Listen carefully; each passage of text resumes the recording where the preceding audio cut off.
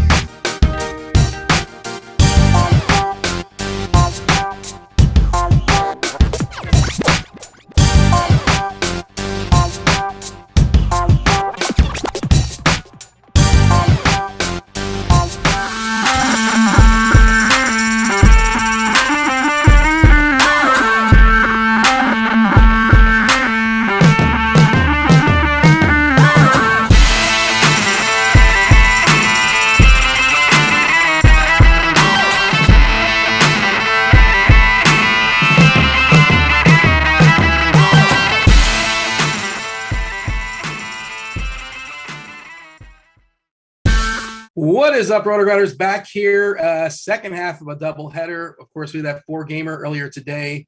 Where, I don't know, Andre, did you partake in the early slate where the Reds put up like 14 runs? They almost blew their lead. Milwaukee put up like an 11 spot against them. Wild game. Milwaukee versus Cincinnati, I believe, was like 25 total runs. Did you happen to smash that first slate or not so much? I dabbled in betting props a little bit on the slate. Nothing came through for me, but it was actually a nice little sweat though to have, because I thought they were going to come back and Wentz had Brewers winning and a little parlay, but they couldn't do it in the end. So it is what it is. I'm currently, I was debating before the show. You were asking me, hey, what are you doing? I was, maybe I'm just a curmudgeon. The cycle is just a silly thing to celebrate. I don't get it. You got a single, a double, a triple, and a homer in the same game. And I guess that's cool, but that's just like, it's better, Andre, than a cycle. Well, what's better than the cycle? I don't know. Hitting 2 homers and 2 doubles. That's better, right? I don't know if that's called, but it's better. Doesn't have a fun name, but I'm just. I think it's just the fact that you're able to do that. That's like 4 at bats in a row. You're able to hit the ball to a point where you get those specific stats. It's amazing. It doesn't happen often, so maybe that's why. Well, apparently it's happened less, I guess, than no hitters. Is that true? Yeah, I believe that. I can definitely believe that. Let's see. No hitters, 316 no hitters, 314 cycles. 334 cycles, 316 no hitters. So a few more cycles, but I don't know, man. It's not. I just want to watch triples. Triples are fun. Triples and inside the park home runs. Those are fun. Let me just see those fun. Those are definitely really, really fun, especially when you see the guy hustling around second base, really trying to get there. It's just, oh boy. I wish I played baseball a lot more when I was a kid. You didn't play much baseball? No, I played a lot of basketball and a lot of football. And that's why I stuck to, because I was really good at it. But I'm gonna make sure my kids are into baseball definitely when they grow up. What was your position in football? I played cornerback, safety, running back, and wide receiver. Oh, you're a two-way player. You're all over the place. Yeah, I started in high school at corner though. That was my main position because I was really good at it in my opinion. Should have been nominated. You know how I guess if I had to give myself a comp, I would say I would be like nominee Oswald back in the day, where no one would throw to his side really, but like a few times. I only had one person never score a touchdown on me. Other than that, no one never really targeted my side. I was always there for the big hit and make tackles. So, yeah. You locked down half the side of the field. They just basically closed down half the side and forced all the action the other way. There's some value in that. There's value in it, but not in high school. Unfortunately, they want the stats. Tonight's slate 7-gamer. A couple of guys you may want to be rostering are now playing baseball this evening, at least at the start of the game. For me, I really wanted to play some Tyler O'Neill. He's not playing baseball tonight for whatever reason. It is hot in St. Louis once again. They have a team total above 5 tonight, facing Spencer Watkins, who has been really, really lucky this year. His advanced stuff shows that he's been super, super lucky. We can kind of dive into that throughout the show. His Sierra's at 5.3. It's usually bad, Andre, when your K rate and your walk rate are identical. Like it's really hard to do, but that's where he's at right now. 10.3% walks, 10.3% Ks. Yeah, and he's also in his career, I believe it's 2.7 homers to righties. So he's like reverse splitsy as well. So why wouldn't you play Tyler O'Neill? Tyler O'Neill's not playing today, but Corey Dickerson's going to get his shot. So that matters, I suppose. Goldie Arenado still lurking there on the St. Louis side. And of course, you were talking about the Angels pre-show, and you can't play Ohtani because, I mean, look, I'm not a tech guy, but there's got to be a way to get like Ohtani pitcher, Ohtani hitter. Why is that so hard, Andre? I don't know why the sites can't figure that out, but yeah. They could do it if they want to. They just choose not to. I'm a full believer that they definitely can. What is the upside? Why would they choose not to do that? I don't know. I really don't. Maybe they're afraid of people rostering him twice, but that's the beauty of it. Just put his price up high enough where people have to pay for it twice and see what happens. My battery is down to 4%. I just realized this. I apologize. Give me 1 second to make sure I can plug in and be good to go. Otherwise, this could be a disaster. Oh, come on, Dean. Oh, no. Hold on. It's like I'm about to fly solo. Well, I mean, I'm plugging in, and it's just not registering my plug. So just give me 1 second. Now it's down to 3%. This is getting intense. This is like a Nick Cage movie or something. Hold on a second. Let's see if you can plug in this way. This should work. Hopefully. Over, under in the chat that Dean's laptop cuts off in the show. Why is my – we're down to 2%? Are you serious? Am I still on the air? I am. Yeah, you are. I'm about to fly solo, I guess. I'm gonna figure this out. I apologize. It says it's not charging. But I'm locked in and it's registering. I don't know what's going on. Oh, power source. It's being okay. We're recognizing it. I think we're gonna start going back up. Whew, that was a crisis averted, man. So it says I think we're actually we're good. We're getting juiced up, I believe. If anything happens, we know what happened, chat. Yeah. We know what happened. I won't be back, but I'm pretty sure we're good to go from this point going forward. Of course, we're here all the way up until lock. Not just myself and yourself will be relieved for crunch time with Chief Meteorologist Kevin Roth. We do need Kevin Roth tonight because he talked about it earlier on the previous show that the Houston game in Minnesota looks pretty dicey as far as the weather. I don't know if this is usually around the time where he kind of gives his update in a written form. Let's see if he has an update, but it's, he talked about it earlier. Yeah. Orange, yellow, severe storms are fighting up tonight in Minnesota. They're firing up. I cannot read. Reading is hard. But yeah, basically he couldn't make a call earlier. We'll see where he's at later on, but hopefully it becomes a little more clear. Was that sound good? Sorry, I had to stop you. I heard a sound back there. Was that good? Was like the computer working? It wasn't, but that's it's good that you asked that because we mentioned this yesterday. You're probably not aware of this. Maybe you are. I wasn't. So we have something called the MLB DFS Plate IQ live blog. Are you aware of the existence of this thing? Yes, I am. Oh, well, you're better than me then. Has this been around all season long? Because I just became aware of it yesterday. I just looked at it more so last week, so I was aware of it last week. So I dived into it once. Now I've got a chance to really look into it a lot more. So that ding was an update. Somebody is updating the live blog, and it's talking about the Astros versus Archer. And it's funny enough, they're talking about the weather in that game. And as lineups are coming out, like yesterday, that ding happened when we saw Verlander facing a Minnesota team that was without Buxton and Correa. And it was like, hey, maybe Verlander's a little better today in the absence of their two best hitters. Lo and behold, he was phenomenal. Didn't rack up a bunch of Ks, but he was actually very good. This will be free to the people. If you guys do not have RG Premium, I'll go ahead and drop this link in chat. You all can watch this for free. You can use it for free. And it gives a game-by-game breakdown depending on how news is breaking down. Well, Ryan Mountcastle, if you're not aware of it, 24 minutes ago for Baltimore, he was scratched. And yes, Mike Trout is not playing baseball. The Angels lineup tonight is Brandon Marsh, Luis Rengifo. Ohtani is doing a dual threat pitching and hitting. Anthony Rendon, who hit a homer last night, batting left-handed, just goofing around against Phillips. It was a second baseman or an outfielder throwing baseballs, and the game was over. Rendon decide to flip from the left-hand side. So now forever and ever, probably on Fangraphs, still have like this amazing number batting lefty. This one at bat sample size. Walsh, Aaron Whitefield, who I've never heard of, but he has a little bit of speed from what I saw, at least in his history in the minor leagues. Jack Mayfield, Austin Romine, and Andrew Velasquez. This lineup looks so bad without Trout. Man, is there somebody else missing too? Look, there's somebody else missing, or is it just Trout and that's it? I think it's just Trout. Okay, is Martian? Oh, Ward's not playing either. Oh, yeah, Tyler Ward. Yeah. Yeah. So that is free. That was the ding. The ding just, and I wasn't sure if you heard that or if that was just kind of like doesn't really come through on the mic. But yeah, I heard it. I thought it was your laptop. Hold on, let's see where we're at as far as okay, so we're at 3%, but we are charging just slowly. So we should be good to go. Let's see if it cuts off. Oh man, I don't know what's going on, man. Because I have so many different things plugged in and my side monitor and sometimes doesn't register. I'm always buying. Do you have a Mac PC? Yes, I do. One of those two.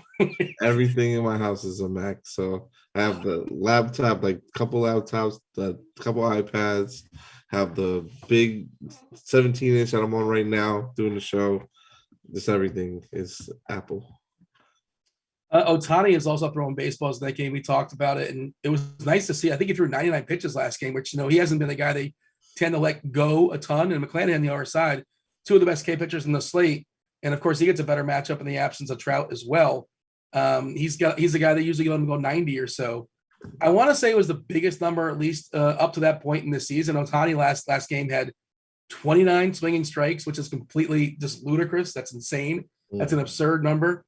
And tonight he's back at it versus Tampa. Tampa, of course, there's some solid sticks in that lineup, but there are also plenty of strikeouts. So if you pull up the old plate IQ, fire that up. But I'm still looking at last year's data. Do you kind of extend it? I look at both. When you're looking at like a player, do you want to look at just this year, what they're doing in the first month, or do you extend it back to last year as well? I just started looking at last week. I actually just started looking at this year's data because I feel like we have enough now where I can start trying to put things together, because looking at last year's data was kind of throwing me off a little bit. I'm just trying to watch as much baseball as I possibly can to judge it by my eyes and looking at it. So now I would use 2022 data just to see what happens and see where they're at, because that's, to me, the most accurate thing for where they are right now. Like I think who said it a couple of days ago? I think Stevie said they're almost at like 100 at bats now, and most pitchers are stretched out. So we should be good. I think we should be good now. So if you're looking at just this year's data on Ohtani, he's been even better. His Ks are all the way up to 38%, which is just ridiculous. And he's harnessed his walks down to 4.6%. And this Tampa Bay lineup, like this year specifically, 27.7% as far as striking out versus righties. If you stretch it back to the last two seasons, we're looking at a 24.7%. Diaz and Franco pretty contact heavy. Mejia as well, but it's unfortunate you don't get Zunino. I want to see Zunino in there. I thought he does strike out a good bit. Yeah. So how much do you like Ohtani? Because I think he's the best pitcher on the slate.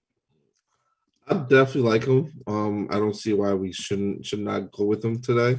But then I'm also worried that sometimes he does get at least last year we've seen him get blown up in good spots sometimes. So that's the only concern I have with him. So I don't even mind taking if I'm running 150, I don't even mind taking like a little head stack with the Tampa Bay, but it seems like he's had a lot of good, more so like when he has pitched, he's had those good games, except for one game against Texas this year where he totally got annihilated in a great spot, even though the Texas team is a lot better than what they were last year.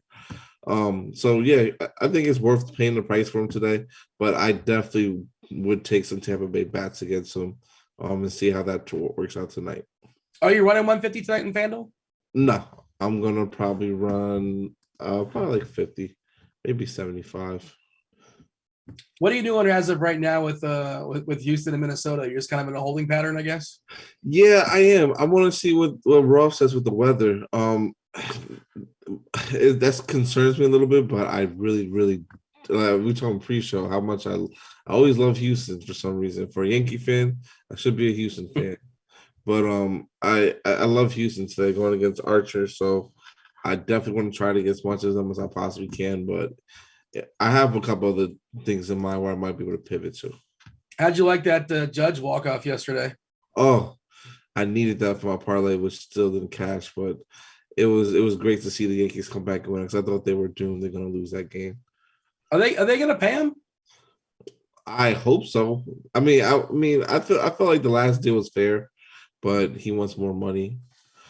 What can you do when you're a guy who just hits home runs all the time and that big of a star? So we'll see. I think they will pay him eventually because that's what the Yankees do. They pay everybody.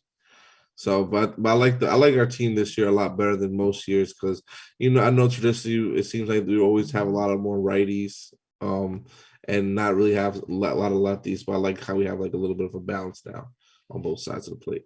Rizzo and Gallo. Mm-hmm. Gallo's kind of, he kind of is what he is, right? Yeah, he's just there.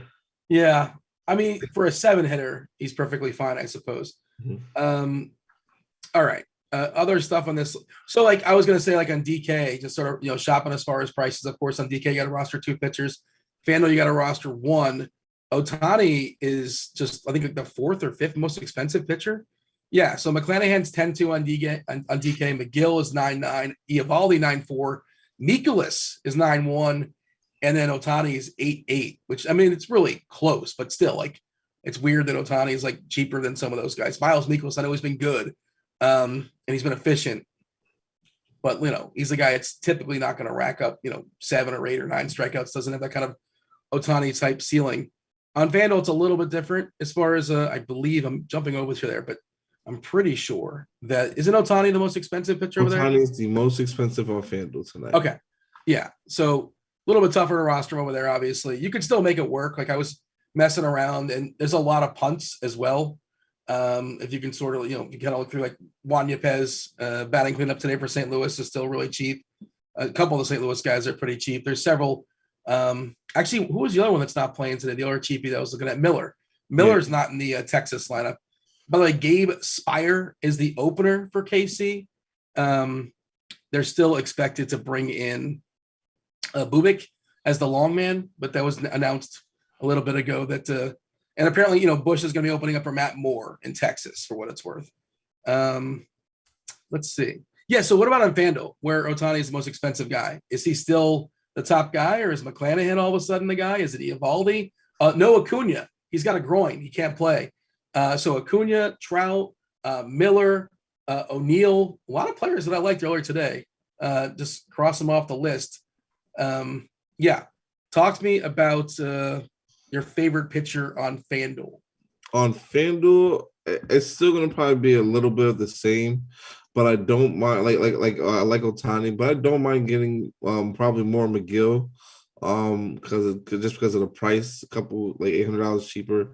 That can matter a lot here on the slate. So, and I kind of really want to be interested in Nate Eovaldi, but he's just so up and down. We understand he doesn't get blown up, but he kind of low key in a way gets a little bit blown up, and it's a love-hate decision. Like you said, there's no Acuna in the lineup, so to me that Braves lineup is a little bit weaker than what I expected to be.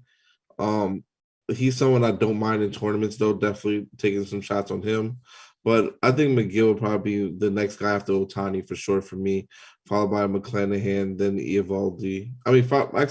Followed by Eovaldi, then McClanahan on Fanduel. And I do have a little bit of interest also in Ian Anderson on the opposite side. Yeah, Eovaldi this year, pretty good. 26% Ks, 4.4% walks. That's pretty solid. That Atlanta lineup. Oh, it's Swanson leading off. I somehow missed that. Swanson jumped from the 9 hole to the 1 hole. Olsen, d'Arnaud. d'Arnaud is not hit 3rd all season long, I don't believe. Riley, Ozuna, Albies down to the 6th spot, then Duvall, Arcia, and Dimitri.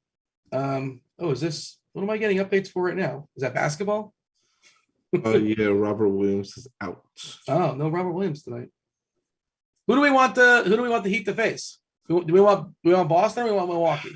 I want Milwaukee. I think we want Milwaukee because it'll be an easier matchup for us. We just gotta worry about Giannis. We played well against them all year. And I think Boston just has too many pieces that can change everything. You coming down to Miami if they make the championship or the Eastern Conference Finals? Maybe if they make the Eastern Conference Finals. If they make the finals, I'm definitely going. But if they Eastern Conference Finals, I got to see if I can work that in my schedule. I'm gonna have to slide in the DMs of somebody that works for DK or Fanduel and see if I can get some tickets. Yes, gonna make it work. We might have to leave the house. I possibly will leave the house if that. It's worth leaving the house for, right? I think so. Oh, yes, definitely for sure, especially during that time, and because we already know they're gonna win. Like I thought it was gonna be in 7, but we just book it. Might as well just book them to the finals. Let's just call it book it to the finals. You're more confident than I am. You were right, by the way, about Oladipo being like somebody that would matter at some point, and the absence of Lowry, who's been not great when he's healthy, and yeah, well, I mean, hey, he's been useful. All right, yeah. So back to baseball. We're both Heat fans. If you guys weren't aware, if you couldn't piece that together. So yeah, the people don't hate the Heat fans like they used to hate them like 10 years ago when like LeBron was a thing, like on Miami. But now I think we're just sort of okay, right? I don't think maybe do people hate Miami fans now. I don't think so. Not really. You can't hate a Miami Heat fan. They did when it was the big 3 and like the not 4, not 5. People very upset about that. I've been a Heat fan before that. Since Dwayne Wade was there, I have the jerseys to prove it, but you can't see him now. There you go. On a very old episode of Saved by the Bell, AC Slater wore a Miami Heat jacket. So, I mean, that's probably before your time. That is definitely. I was an infant. In the opening credits, he's wearing a Miami Heat jacket inexplicably. And I think they're out in California, aren't they? Isn't that where that show takes place? On the Bayside? Got to be California, right? I would assume so, yeah. All right. Getting the show back. You know what? We're here for an hour and a half. We yield to crunch time. These are the kinds of things that we kind of get off base as far as the show. Because it's a short slate, 7-gamer. But, we can't talk straight baseball for an hour and a half. What's the fun in that? McClanahan versus the Angels. And I just want to pull up the plate IQ and just see how much distinctly different this lineup looks in the absence of Trout. Let's grab the last 2 seasons, too, because some of these guys don't have the greatest samples. So, Whitefield and is that Austin Romine? Is Austin Romine not like hit versus a lefty in the last 2 years? Is that he real? Has to have. What? He has to have. That seems strange, right? Yeah, very. Especially when he was on the Yankees. He had to definitely hit against lefty. Yeah, did he exclusively hit righties? I'll have to dig into that a little bit more. So this guy, Aaron Whitefield, who's playing for the Angels tonight, if you pull up his Fangraphs page, Fangraphs gives you steamer and zips and the bat X. He is I don't think he's played much. 25. He's had 2 at-bats in the majors in his career, but he's projected in the majors to strike out, according to the bat, 29.8%. According to the zips, the 32%. Steamers 28%, and that's against like everybody. Jeez. And now against McClanahan, that's going to be even higher. So that's a huge upgrade to have him playing. But he did steal 36 bases in Double-A last year. And this year, in 24 games, he has 5 homers and 13 stolen bases. So he seems like an interesting punt play as well. Like he's either going to strike out, homer. Well, not a great homer guy. But, if he gets on base, he might steal. So, and he's like 2K or something like that. I saw him on FanDuel. I might be thinking my play then.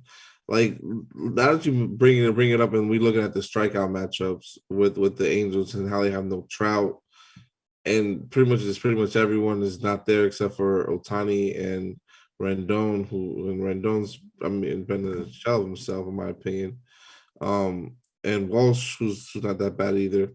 I think McClanahan could be the top pitcher on the slate. The strikeout stuff can be there. Just a matter of is he allowing guys to hit and get on base. I could see a world of this could be a potential no hitter for him. It's just a matter also of how deep he's going to go into the game too. So in the expert survey today, my bold call, and you got to be ambitious. Like, what's the point in saying like this guy's going to home run or whatever. My bold call today, almost definitely not going to happen, but it was. The starting pitchers in this game, Ohtani versus McClanahan, have 20 plus strikeouts. Together, I can see that. That's not out the realm of possibility. Like with the way the weather is, which is good in California. I know you were talking about how the shadows at sometimes during the day there and the outfield affecting probably the hitting a little bit. But I think this could be a 1-0 game. I wouldn't be surprised. It really can be. But the thing about this is the Los Angeles bullpen, the Angels bullpen is not really that great either. So but Tampa Bay has not been that good all year either. So is Tampa Bay going to get their revenge and hit well after Ohtani comes out the game from pitching wise? That's the things you got to think about too on this slate too. So that's why I don't mind even taking some Tampa Bay stacks against Ohtani, because Ohtani's going to pitch at most, I would say probably 7 innings, hopefully 7 innings the most. They let him go 7 last time and throw 99 pitches, which I think was the only time this year he hit the 90s. Usually he's like in the mid 80s. Yeah, so probably 6. But again, he pitched the game of his life. He had 29 swinging strikes, which I think was the biggest number this entire season. By the way, maybe I'm bearing the lead. Is that Marsh is leading off. Marsh in 103 plate appearances versus lefties. 39% strikeouts. Like, why would you lead this? I know Joe Madden's like this great genius, but that seems like That seems. I was thinking Madden's on Tampa, but he's managed both these teams. That seems like a bad idea. I don't know. Like, why would you hit him lead off? I agree. That's not a good idea, but he probably doesn't go by analytics. Probably just goes by the feel of the game. Yeah, man. I'm gonna try my best, and like on DK, when you can play them both, like I don't care about losing the 4-point upside of both wins, whatever. They're my 2 favorite pitchers on this slate. Like Walsh will strike out a ton. Whitefield, we haven't seen hit versus a lefty yet or strike out versus a lefty yet. Romine, for what it's worth, by the way, he did have 135 plate appearances in 2020. This stretches back to 2021. He had 62 at bats in 2021. Maybe they were all against righties. I don't know, but he's not good is the other part of it. Like, yeah, this is a rough lineup because they're without Stassi as well. Stassi's their better hitting catcher, or Suzuki. Do they carry 3 catchers? I guess they do, huh? Mm-hmm. Yeah. Is Romine used normally with the team? Did they drop somebody down that I missed? I'm asking you all these questions. None of those matter. I don't think it matters. I don't think no one's really rostering a lot of the Angels today. but I think we get into talking about some other pitchers. Like I don't mind. Like I know Cheese has him tagged here. The rookie, I guess who has a pitcher, Joey Wentz, that you were speaking about earlier going against Oakland. 5,300 on Fanduel. No one's gonna. I mean, 5,800 on Fanduel. No one's gonna own him at all. And what if he comes out and gets the job done? So that's one thing we have to think about too. I would say just to get a little bit different here in GPPs and everything, because we already know everyone's going to try to go more so with like McClanahan or Shohei or Ohtani, which is completely fine today. But we also want to be able to make sure we get fit in these bats, because there's a lot of offenses tonight that I think have the potential to go off, and that also can be really sneaky. So on FanDuel, his ownership is going to be. Now it's 23. It says it went up. Well, hold on. Actually, no, I'm on DraftKings. Whoa. That's DK. Yeah, he's gonna be owned on DK. FanDuel not so much. Only got a roster 1. He's in the minors. If you look at his starts this year, started at 3 innings, 3 1/3, 4 2/3, 4 2/3, and 4 innings. So he hasn't pitched 5 innings yet in the minors. And like many young pitchers, he's struggled with control. Yeah. But he's also shown the ability to strike out minor leaguers. So it's a true wild card. It's like what we had earlier today with the Dodgers, basically. Not the same guy. Obviously, don't expect the same exact result. Good matchup, of course, against Oakland. But, it's an interesting wild card that I'm willing to play on DK if I need to really open up some salary. But I wouldn't expect him to go 6, but maybe 4 or 5 if things are going reasonably well. If he's efficient. How patient is this Oakland lineup as far as accepting walks? It seemed patient at the beginning of the year.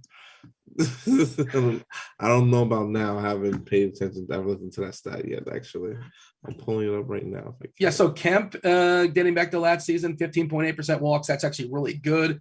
Bettencourt, 13%. That's a small sample, so nothing to freak out about. But collectively, 7.8%. It's not like this huge number. Yeah, and of course, there's definitely there's some Ks in this lineup, and it's front loaded as well. Like the better K hitters are up top. Mm-hmm. So like if he somehow faces this lineup 2.5 times, you're going to face the more likely guys to strike out 3 times as opposed to the contact guys like Pache and Elvis Sanders and Loreno batting 5th. So he's a flyer, and like you said, on DK we're looking at 25% for him tonight. 25%, and on FanDuel it's going to be about 5 to 6% on. Yeah.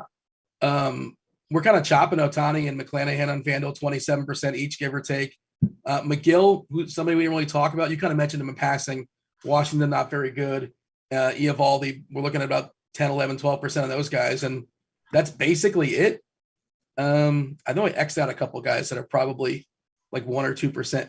I don't know, man. I can't pay the Mikolas price. Like he possibly can go like 7 or 8 innings and like 85 pitches and strike out 5. I guess he can do that. He's been good this year. It's Boston. I mean, it's Baltimore too, though. So, like, I feel like you have to take the chance against Baltimore. Yeah. Like, and especially you said there's no Mountcastle. That he got scratched earlier. He got scratched about a half hour ago. So what's their lineup now? I mean, the back half is definitely strikeout heavy from Odor down. It's rough. It's rough. You have to really just get through Mullins, Mancini, Santander, and potentially just Hayes. But I'm not really worried about Hayes a lot. More so just the top 3. I know he's only striking people out this year at 19%, so it's not that much more. But I think we can get through this lineup and it'll be fine. Seeing some questions here in chat. Is Mullins a good one-off? I think so. We're talking about he's just good, man. And he can get it both ways with the wheels, with the stick. He can get a cycle. That'd be very exciting. He definitely has the speed and the power to make that work. And I see a question in large field tournaments on DK. Would you go over or under that number on Wentz? Hypothetically, you're running like 20 lineups or 100 lineup, whatever, however you want to, whatever number when you want to use. You think you'll be over or under 25%? On Wentz, I would on FanDuel? No, DK. Oh, on DK, I'll probably if I had to really, really guess, I would say I'll probably be just at the field. I imagine myself just being at the field with them. I can't see myself going like too far over, too far under. Probably just be right there with the field on that play. Just because because like you say, he's a wild card. I might want to try to still pay up to get more pitching because I know that's more so what's guaranteed right now with the way hitting is. Not many great hitting spots, and we're taking chances on teams to hope that they hit home runs or at least hit runs to put the balls in play. So, so that's what I would end up doing. Trying to see if Roth may have updated his article, but even earlier today, he said like it's a really good chance he won't know until basically game time, and he still might not know. Okay, so he did update it. Update. Still orange yellow in Minnesota for the Houston game. Storms are highly likely.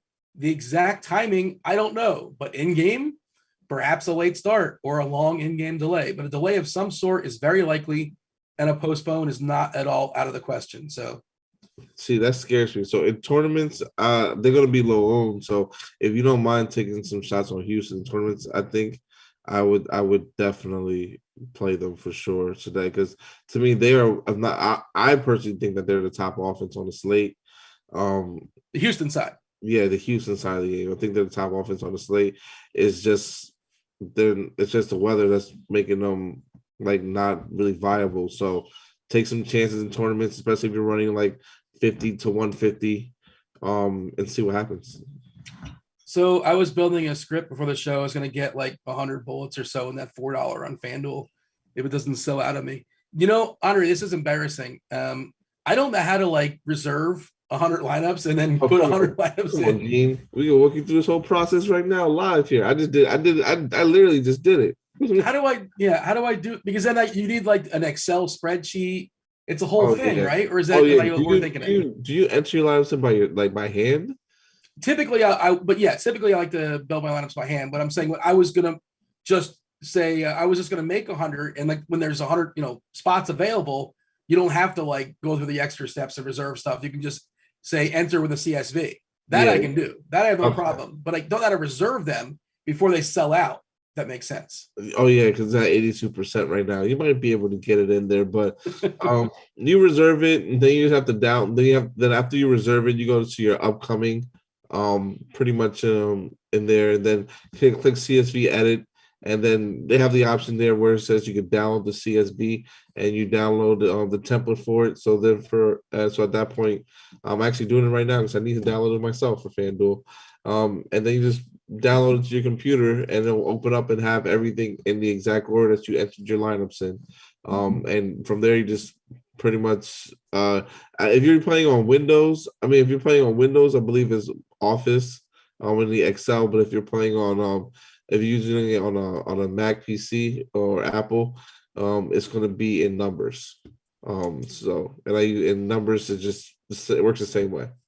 Devin's making fun of me in chat, producer Devin, because he knows. I mean, this is something I should know how to do. And again, I don't do this often, so I just have like my 6 lineups or so, like to hand build and whatever. It's not an issue. But this isn't really my world. I'm just kind of dabbling. I want to I want to get a bunch of St. Louis. Did you guys like the Cardinals? Anybody else play? I'm going to play a bunch of Cardinals. And right now, what I did with the Houston, Minnesota, is I just clicked everybody that's in the lineup in the OIS button, only in stacks button. So I don't want to have, where we're at right now as far as the rain, and we'll see. But like, if I'm going to go for it, I'm going to go for it, right? If I'm going to play 1 twin, I'm playing 4 twins. If I'm going to play 4 Astros, if I'm playing 1 Astro, I'm playing 4 Astros. Yep. I don't want one Alvarez and then like 2 innings and the game's gone. Exactly. Just go for the whole stack, which I agree with. I agree with you. Definitely do that with that game for sure. So, Roth will be on in about an hour. Presumably he'll give an update of some sort. How much clarity he will be able to give on it, I don't know. We'll see. And a lot of times he's just like telling you this is what may happen and what's your risk tolerance.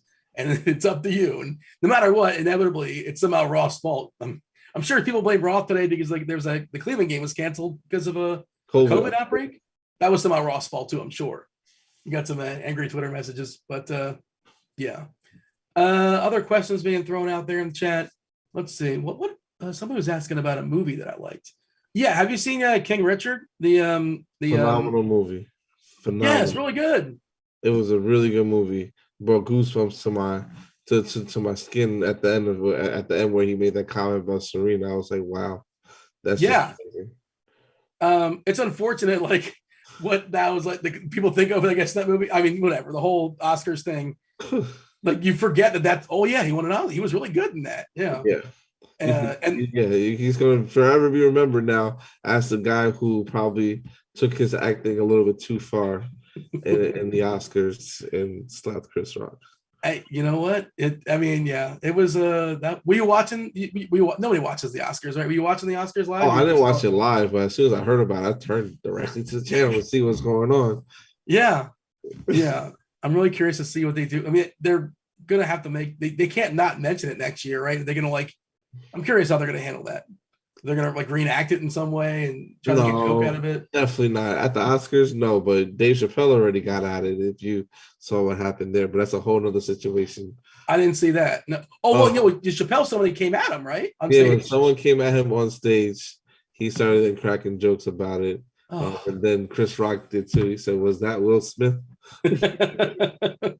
So it was pretty interesting. It was a pretty funny situation. Was it the start of his set? I don't even know. Was that like at the end? It was actually. It was probably. I think it was towards the end of his set, actually. Oh my gosh! Just let the guy tell his jokes. All right. Other things as far as, is there anything else that's kind of worth noting as far as pitchers? We've mentioned Eovaldi in passing. You'll get a squeeze. You'll get a pinch of Mikolas just because, in theory, there's a chance. He's been good, but he's also one of those guys. If he gives up 3 runs in the first inning, it's just hard to recover. Yeah. And the weather, the thing about it, what concerns me is the weather's just good. Like I said, it's probably the best hitting weather that we have so far in the slate. But I still would take a chance on it because no one's going to play him in tournaments. So, you gotta get your upside some. You gotta get your goodness, you gotta get different somewhere. Sorry, that's the right word I'm looking for. So why not just take a chance? And it's tough because also against an extreme hitters umpire, which matters definitely. But I think we can see a potential where he can get through that Baltimore lineup and be fine. Let's see. Who are the other extremes as far as the umpire data? The people like this sometimes. That's the only one actually on the slate, I think. Yeah, extreme hitters umpire in St. Louis for Mikolas and Watkins. Everything else. I think the roof is closed in Texas. I feel like I saw that. I want to confirm that, but I'm pretty sure I think it is. I think I got an alert earlier saying it was. Give me your thought on McGill, by the way. We kind of mentioned him. He's pretty pricey, but like he's been good, obviously. Yeah, I'm iffy on him. Like 25 is not enough on FanDuel. That's the problem. If you, I mean, so sorry, I keep opening up DraftKings for some reason. 25 on DraftKings is enough. On FanDuel, he's getting he got 39, so that's enough. So he's in play for me more so on FanDuel because I hope he gets to the 6 innings to get the quality start because that does matter too. And Washington has been they haven't been the best team this year, so like they were before. So I definitely do like getting a little bit of exposure to him, but not a ton. I see the chat says watered down Twins lineup. I don't see a Twins lineup. Do you see a Twins lineup? No, I don't. Actually, hold on. Did I see? Nope, I don't see a Twins lineup yet. Yeah. Where do you see that, Eric? Show us tell me where to look to find that. I think Eric mentioned do I like Jose Urquidy? No, just don't play him. It's a waste. Yeah, I don't really see it. It doesn't seem necessary. Yeah, especially when you add in the weather stuff too. It's a pass for me. What if Buxton's not? Is Buxton hurt or they just gave him a day? I think he's fine, right? I'll have to check right now because you got me interested in seeing this. Okay, he had something yesterday. What did he have? He had a hip. So Correa's on the DL or the IL. So it's possible we see no Buxton and no Correa again. So at least that's worth noting, I guess. But again, if the game's going to be under threat or delay at some point, risk reward. Yeah. I mean, Correa, I think Correa is definitely out. Yeah. Buxton, I'm trying to say, I don't see a lineup. Whoever has the lineup, someone drop it in the chat. No, he was just speculating on Correa being out. Yeah, correct. Yeah, and the chat's talking about Buxton always being hurt. But wait, is Buxton officially? Has it been reported that he's just not going to play? And the lineup's not out yet. Maybe we missed it. If not, it should be coming out soon enough. Yeah, exactly. It should be coming out soon enough. The game starts at 7:40, so we got a little bit of time.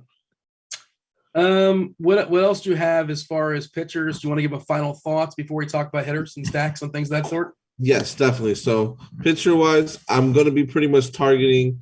I'm going to actually, now that I've decided, I'm going to just play exclusively on FanDuel. So I just close out DK and I can focus on FanDuel. I'll do better when I focus on one side anyway.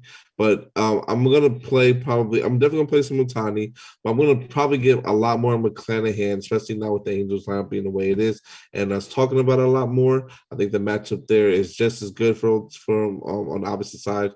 So I'll be going that route. Definitely I'm going to get a little bit of Nate Eovaldi, just because the Atlanta lineup is also a little worse than what it is, but not that much. I do like both offenses on that side too as well, and McGill as well. So and a little bit also Joey Wentz. So yeah, so pretty much it's going to be my pool. My pool consists of McClanahan, Ohtani, Milanakis or whatever his last name is. Miles Mikolas. Sorry if I messed that up. That's fine. Eovaldi, McGill, and Wentz today. His nickname is the Lizard King, Miles Mikolas, because he pitched like in the Korean League or the Japanese, one of the leagues over there in Asia, and he ate a lizard and then forever known as the Lizard King. That is disgusting.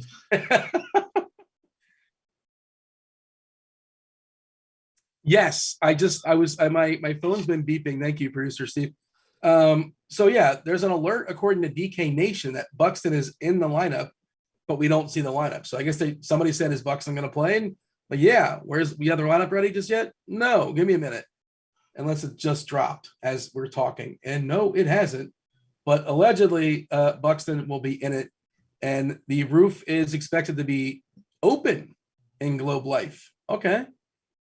I thought that was different than what I saw earlier. Maybe it changed. How hot is it in Texas? It's got to be hot, right?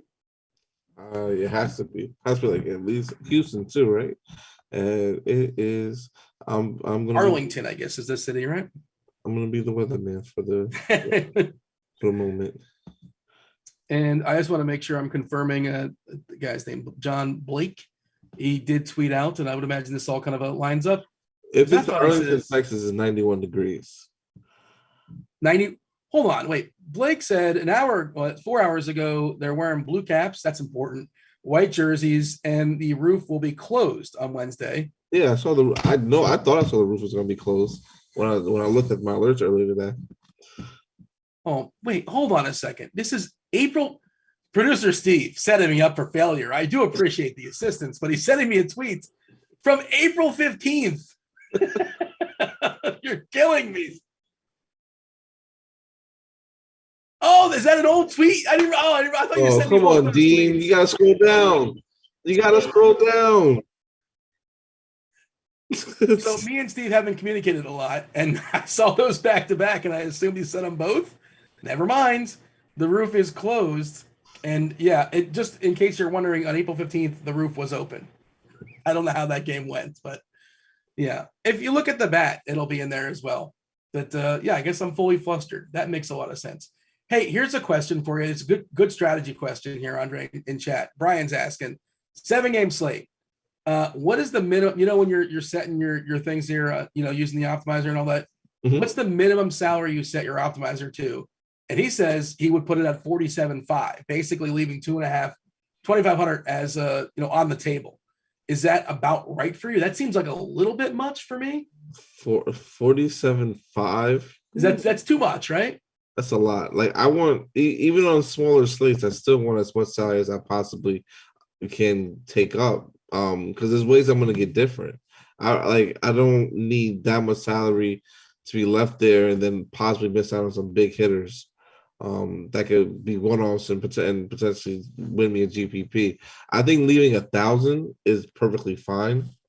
But anything more than that, I wouldn't go with, honestly, unless you unless you really, really, really like your lineup. And like to me, it's more acceptable. I think when the weather is a lot better for us hitting wise, and when the hitting is up and all these home runs are happening, I think that's more acceptable then too as well.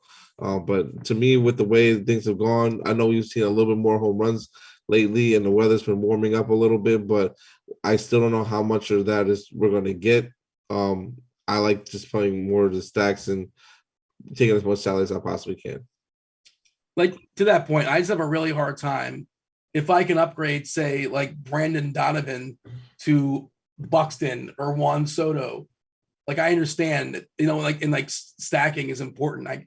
It's just really hard for me to say, I have to get Donovan and leave off Buxton or Soto as like a one-off or something like that. It's just, I don't know. I'll leave like 1,000 like you. Like that, 1,000 I can leave.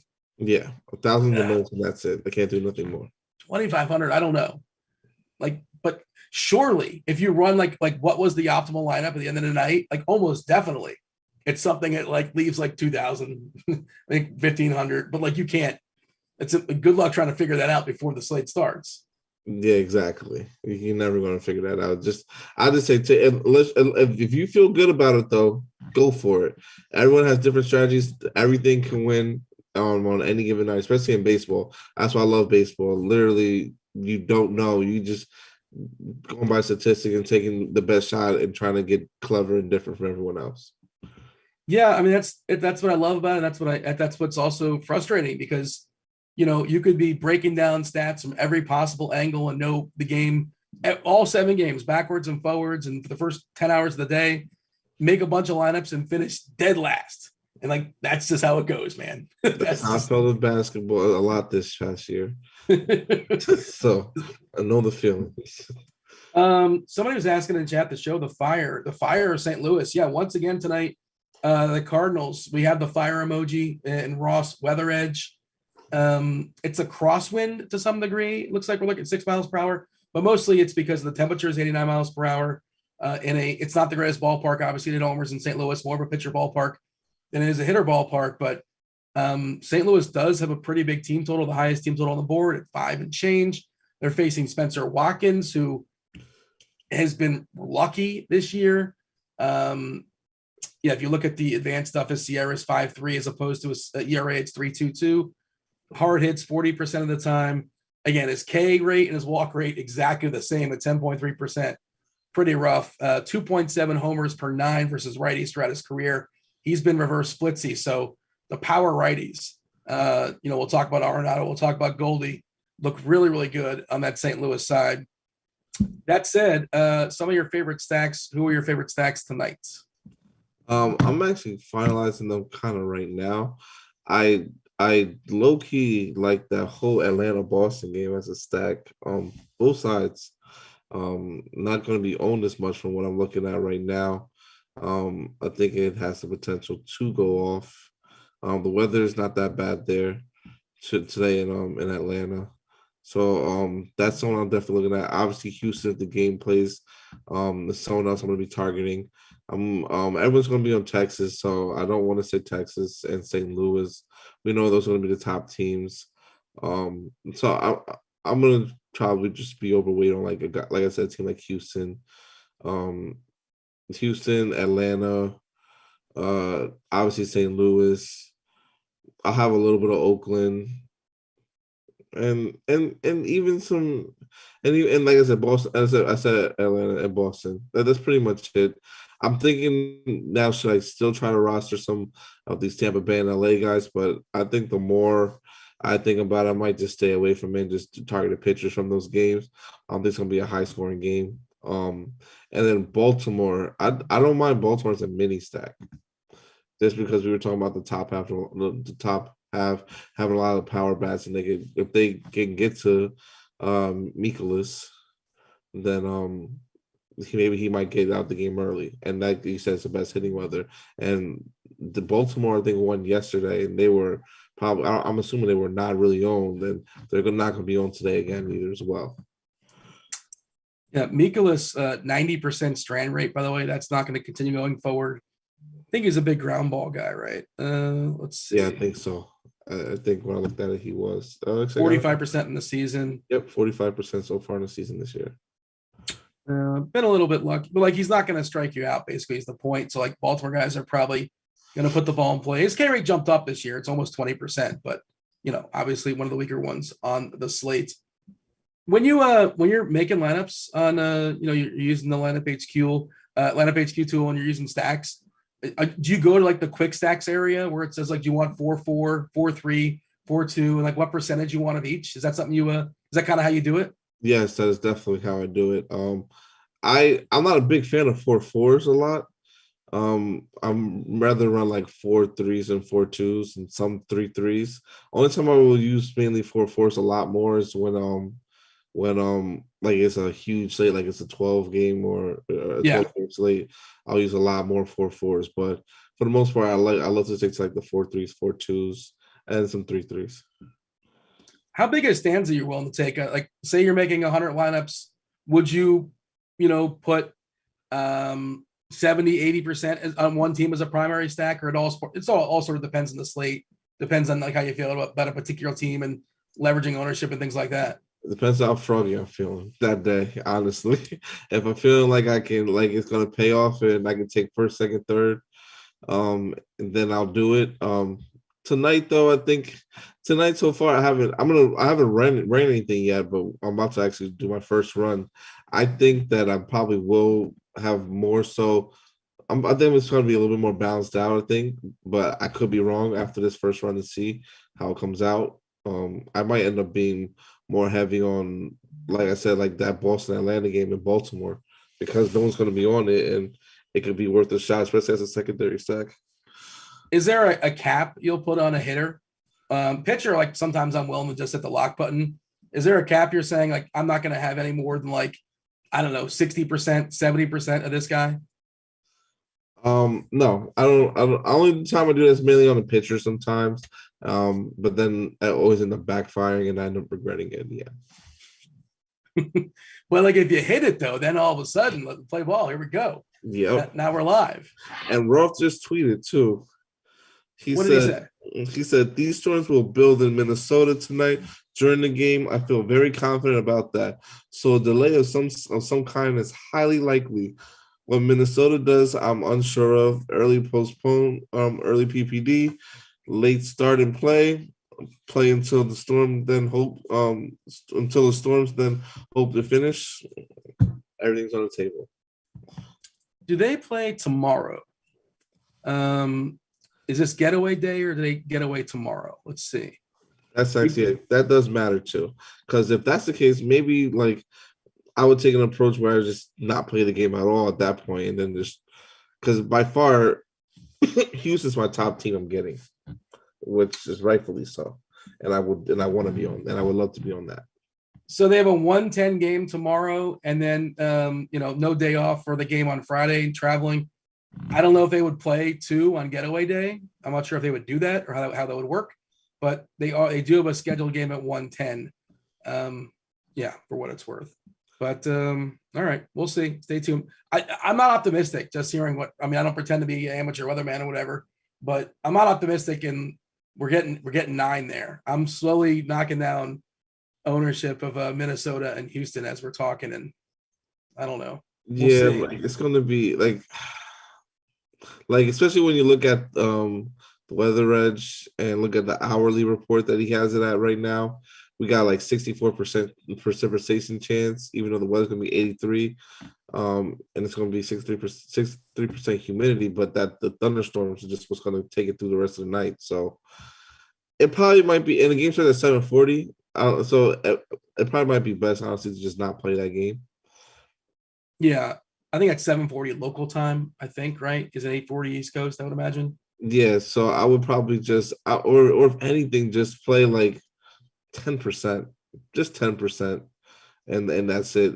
And that's it. Don't dedicate a lot of lineups to it, or 5, because you don't want to get caught in like I was about to get caught up and just play like probably like 40% of them, but I think that's not the way I'm going to go today. But like if the game plays, then all of a sudden, man, you feel fabulous about it because we're all looking at the same stuff and we all have different degrees of risk temperament. If we're willing to get zeros, I'm not willing to get a whole bunch of zeros. Dean, not tonight. If it was a big slate, okay, that's different. But on the 7-game slate, we can't afford a lot of zeros, so we're gonna have to dial it back a little bit. And I think, like I said, there's enough teams where we get sneaky tonight. Like I said, I really do like this Atlanta-Boston game. It's just speaking to me. Which side you like better? That's tough. It really is tough. I really want to say I like the Boston side, but something telling me Atlanta today is just gonna bounce back and do it up today. So I think I'm gonna ride with them and play a lot more of them today. I feel like I like the Boston side more, and Atlanta's a pretty good hitter's ballpark, and it's 83 in Atlanta. Yep. So I mean that's we're starting to see a little bit of change. Like I don't think it was popping as far as Weather Edge. Nope. I think it was okay, and like it wasn't like a huge sample. It's not popping really that much, and then the ownership that we have, if this is right as far as projected stack ownership, only like 5% and 4%. I'm gonna be well over that, and just hope that that they just smash today and play really well. 11-game sample. We've seen a jump of homers at 19%, and of course, this ballpark doesn't have a huge history either. It's only been around like 5 years or so. Mm-hmm. A slight decrease in runs. 83 degrees, and the wind is going to right center at about 6 miles per hour for what it's worth. And Anderson's been kind of not great this year. So yeah, I'm pretty sure Dave, he'll be on in about 25, 30 minutes or so. He's a big fan of Boston. If I remember his article earlier today, St. Louis is going to be really popular. O'Neill being out, hits the stack to some degree, but I still like those cards. You want to go around the horn and talk about our favorite plays at each position? Who's stands out for you? Yep, we can definitely do that. All right. Catcher. Do you like a catcher this evening? Obviously, one off in like Salvador Perez is always good, I think, to take today. I would say I would love to get a little bit more of a guy like Gary Sanchez, also as a one off if he was playing today, or even Martin Maldonado in on the Houston side. But I don't know how much I'm going to have for that game today. Probably just maybe 5% on both sides, honestly. But I do also, like I said, talk about this Atlanta Boston game. I love Taylor Shadow and Travis Darnell today. It's going to be like 2-3% owned. So why not just play him today? And Yonder Molina, no one's rostering him on FanDuel today. I mean, I know it's first base, second base on FanDuel, but I think he's in your St. Louis decks, so no one owning him, just play him. He's a good option today, in my opinion. I catch him. Sal Perez is in a bit of a funk as far as homers, as far as batting average. Looks like he has not homered since the 22nd of last month, but he is hitting the ball hard. I pulled up the old Baseball Savant page on him. Average exit velocity is at the 90 percentile, which is obviously good. Hard hit percentile, 75, pretty solid. So like another guy that I was looking at not too long ago was Rhys Hoskins, and he's breaking out of it. I think he hit a grand slam earlier today. Hit several home runs, and I want to keep betting on the guys that hit the ball hard. And Sal's he's hitting the ball hard, so I'm not panicking just yet. I'm fine with that. Just especially on Fanduel where he's like 2.8. Mm-hmm. It's just harder to make work on DK. Of course, on Fanduel you don't have to roster one. DK kind of forces you to do so.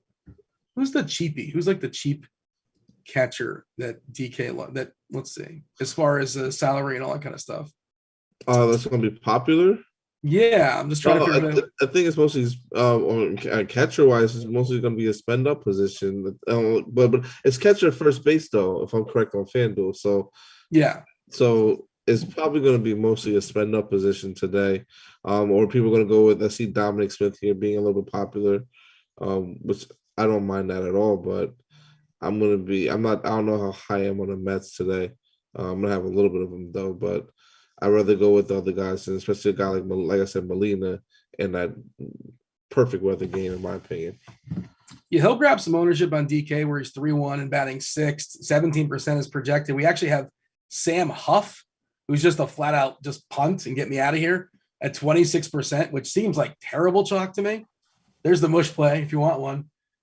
Sam Huff is 2 point. I mean, I understand why you're playing the guy because, salary is a thing, but, at home batting eighth. He's not very good. Sanchez, like you said, 4.2K. We're not sure if he's in the lineup. Why is Minnesota not giving us a lineup? They're telling us Buxton can play. Do they know the game's just going to be canceled? So why bother? Like, what's going on here? That's what it seems like. Oh, we got a lineup. There we go. Buxton, Kepler, Sanchez, Polanco.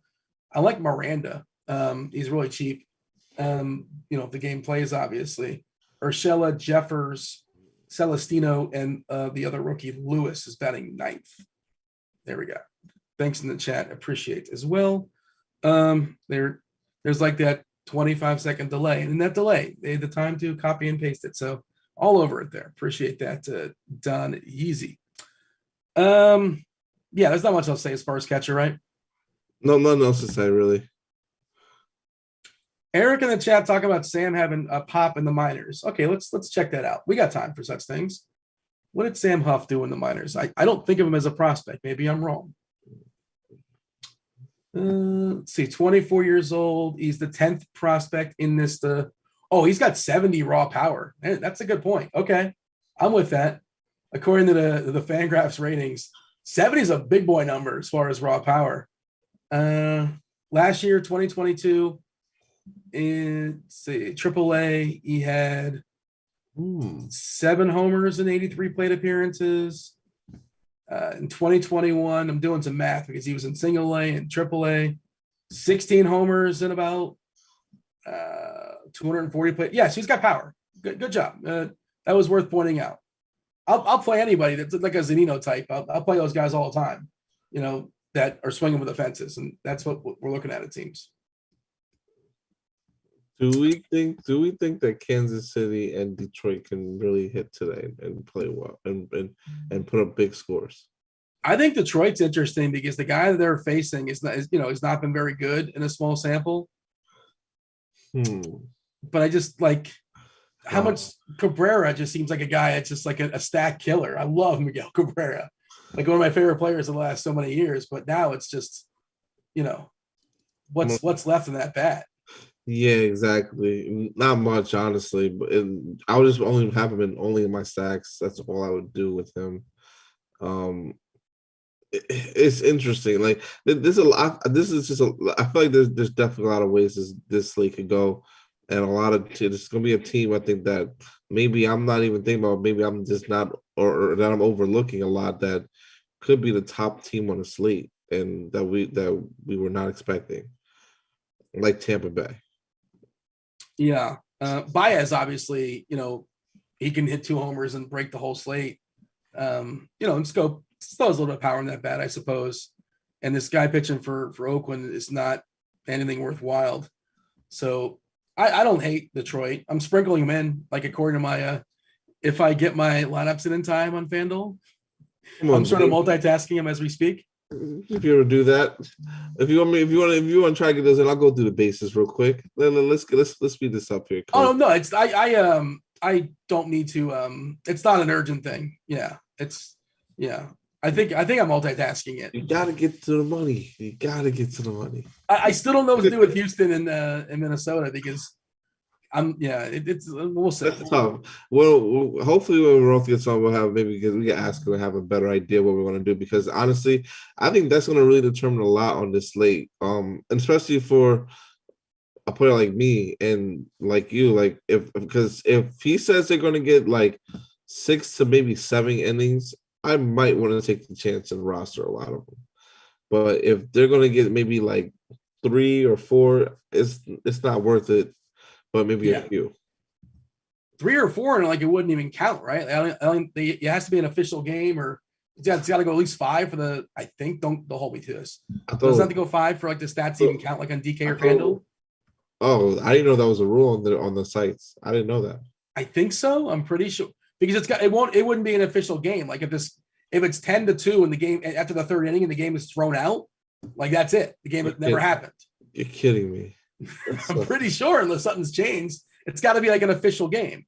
Now, if it's like 10-2 in the 6th inning and it's suspended, then that happened. That was real, and those points count. I think. I have not gone to the terms of services and all that kind of stuff of late, but I'm pretty sure that's how it works, and that's how it works as far as MLB stats. How about first base? You talk about catcher a little bit. I've talked about liking Goldie a ton already. And also we've kind of not really talked about the Mets, right? Should we talk about like Pete Alonso? Pete Alonso, I think he's a good option today. Not going to be on that much on FanDuel, but everyone's going to be on these St. Louis guys, Yepes and Goldie. So I don't mind getting those guys. Pete Alonso is definitely a good one-off to me. I like Matt Olson today, lefty against Evaldi. I think Matt Olson actually homers today. That's one of my home run picks of the day. I do like Mancini today too as well. Going against Mikolas. So some of these more of these like spend up guys, mid range guys, I'm going to be targeting today.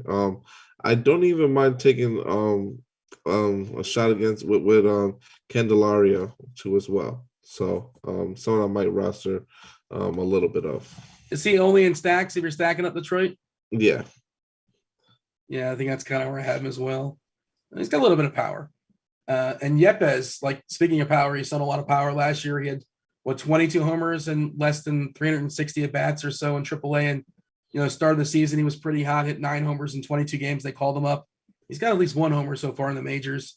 And we talked about the vulnerability of the Watkins pitching today for Baltimore, especially to righty power. We talked about how that's a pretty good environment to hit baseballs. Not a great ballpark, obviously, for it, but you do get a boost. Second, who do you like at second base? Also want to mention Ryan. Ryan O'Hearn. I don't mind him today as well at first base. So second base, Chad Pinder, someone I definitely don't mind taking a shot on today. I like Oakland mini stacks, not high on them. And my Detroit stacks, Swope has to be a part of them. I know he hasn't been hitting well late this year, hitting a little bit better, but not to my liking yet. So take some chances on him. These Boston guys, Story, Kiki Hernandez, I'm going to be rostering a lot of them. Jose Altuve. Oh, I got to change it to only in stacks again for all my Houston guys that went away. Jose Altuve, someone I'm going to also be rostering a lot of today. And especially if Roth gets this like the okay, that's going to play a good amount of innings. And another guy who I definitely think is going to be sneaky besides Albies in Boston is Whit Merrifield. KC could also be that sneaky stack too that I could see breaking the slate today too. So Whit Merrifield is someone I would definitely roster today for sure. So I'm not telling you can't play O'Hearn, but I'm saying there's a really, really good chance he does not survive this game. Bush is basically an opener, and Matt Moore is a lefty that comes in, and the Rangers also have like 3 other lefties in that bullpen. And whenever a lefty comes in, O'Hearn is almost inevitably getting the hook. Just saying. I mean, you got to take some chances sometimes. 2,200.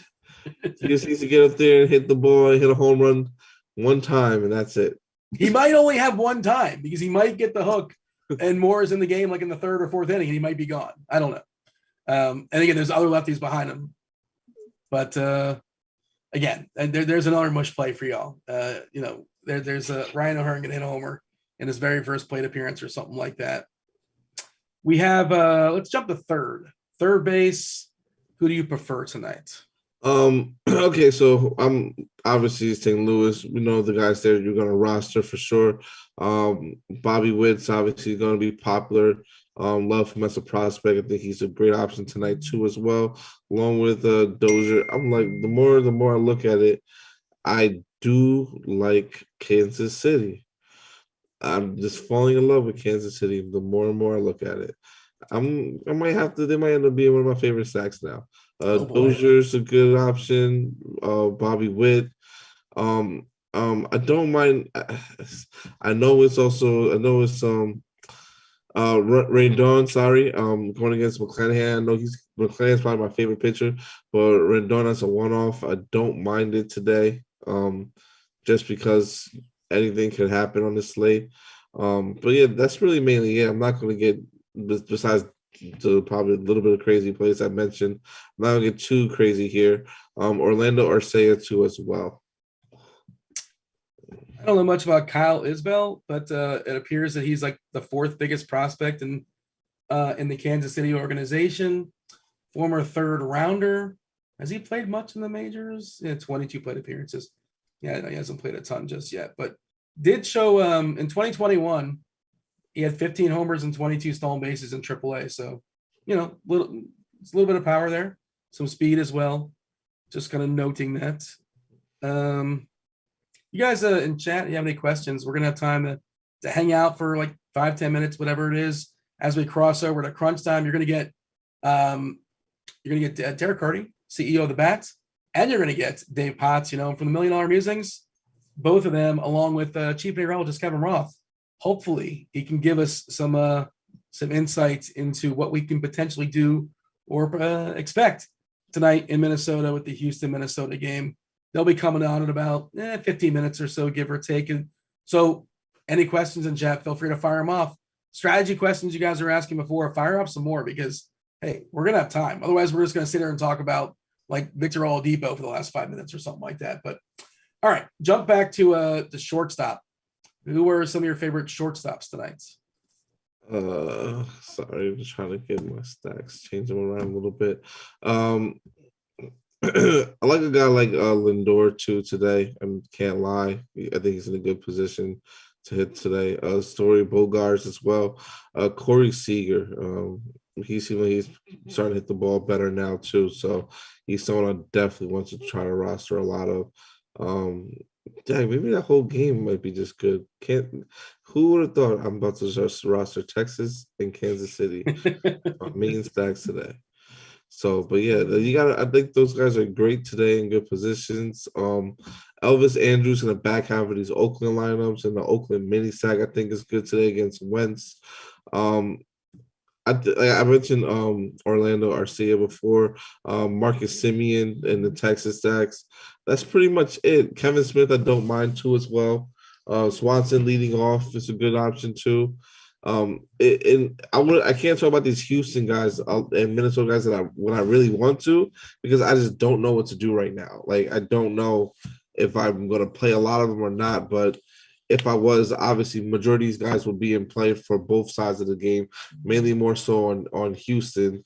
Only person I wouldn't roster from Houston is Maldonado, but that's really it. They're asking in chat, like, if there's a delay in that Houston-Minnesota game and they come back, like, who's the likely long man? I mean, Houston's long man tends to be Christian Javier, but he pitched on Sunday through 45 pitches, so I don't know how long. It would probably just be like a group effort. And my best guess in Minnesota. It'd probably just be a bullpen game at that. I think just a group, like you said, a group effort. It just makes more sense. Yeah, I was gonna say like Griffin Jacks might be like the best guess in Minnesota, but it'll just be a collective. Cotton threw 58 pitches yesterday, so not him. But yeah, I don't know how much it matters. Like, it's really tough. I mean, it matters obviously, but it's just tough to figure out and pinpoint and say who it is or is not. And the other, we see scenarios like last night with Tampa where they're down 10 runs. They just don't care. And they'll just throw out the Phillips and let them just, have some fun.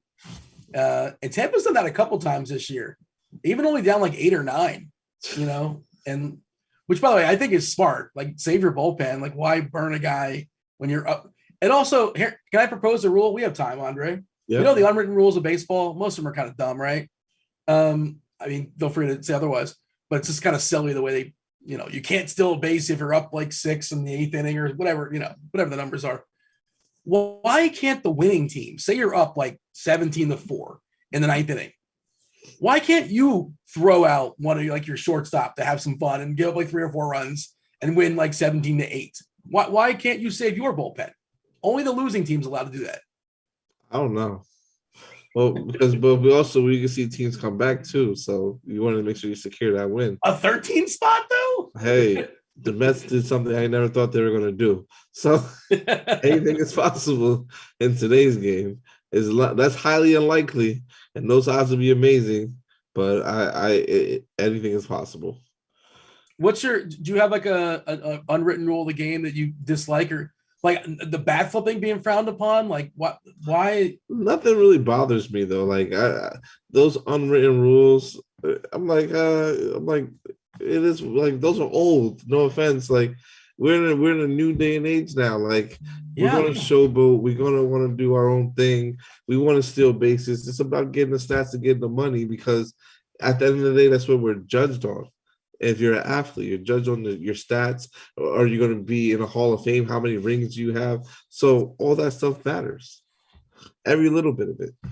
Yeah, I mean, I like seeing was a Correa like pointing to his watch when he hits a homer before he trots around the bases, or Jazz doing like the Euro stuff. Like that's, and it's like they're playing a game. I know they're getting paid a bunch of money for it, but like it's supposed to be fun, right? Exactly. I don't. The big kids playing baseball, making millions of dollars, and why not have fun with it? Yeah, show some emotion, and it's also nice to know that they're enjoying it. Like, and it's a long season. 162, man. It's a long season. Very, very long. Zach said he's seen the Padres do that. Apparently, Padres have done that before. I'm not aware of that, but that's awesome. And then they probably were hit the next day. Like, how dare you? Oh man. Let's see. Anything else going on in chat before we jump over to the outfielders? I probably missed a couple questions or two. If I did, I apologize.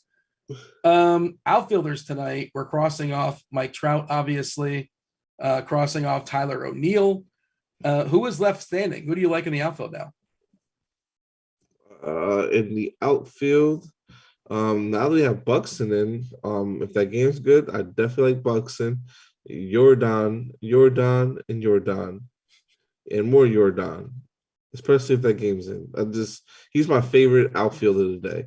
But besides that game, JD Martinez, this guy's I think he's starting to hit the ball a little bit better. He's going to be, I think he's heating up a little bit. So I'd love taking some one-offs of him, or even having him definitely in some stacks.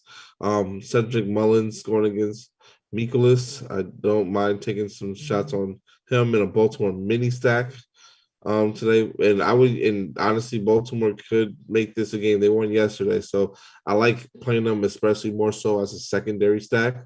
I think that's a great strategy today. If you have enough of them where you want to get them as a main stack, I would do it, but I wouldn't go 20% of them. I probably would do maybe 10, maybe 15 the most if I'm feeling great about Baltimore today. But I think that Mullins is just an excellent play today. Going against him, I wouldn't be surprised if he had hit a home run. Andrew Benintendi, I don't mind him taking shots on him today, as well as Hunter Dozier. Duvall. This is a lot of different guys that you can go with today. Austin Meadows for Detroit. I think these guys, some of these are going to be, I think, lower on than what we have them into. I think it just really depends on the combinations and what people are going to go with. And like we said before, that Houston, Minnesota news is going to dictate a lot of this ownership too. I'm looking at the ownership stuff as far as the hitters collectively. DK specifically, the two most popular hitters according to Lineup HQ right now. Paul Goldschmidt, 36% on DK. That's a pretty big number. But and there are pivots. But yeah, that's a pretty big number, 36%. Yepes, you can throw, he's in the outfield. Yeah, okay. Outfield, 31%. He's batting cleanup today. Righty. Huff is our third highest projected guy on DK. Then Tommy Edman, then Lindor, Semyon, Seager double donged yesterday. Andy Ibanez is one of the cheapies today. He's batting second tonight versus Kansas City. And on Fanduel, going to show them some love as well. No surprise, Goldie. You can roster two first basemen if you want more versatility. 36%. Nemo is only 2.9. I think he's almost 5K on DK, if I'm not mistaken. Seager's still down to 3K on Fanduel.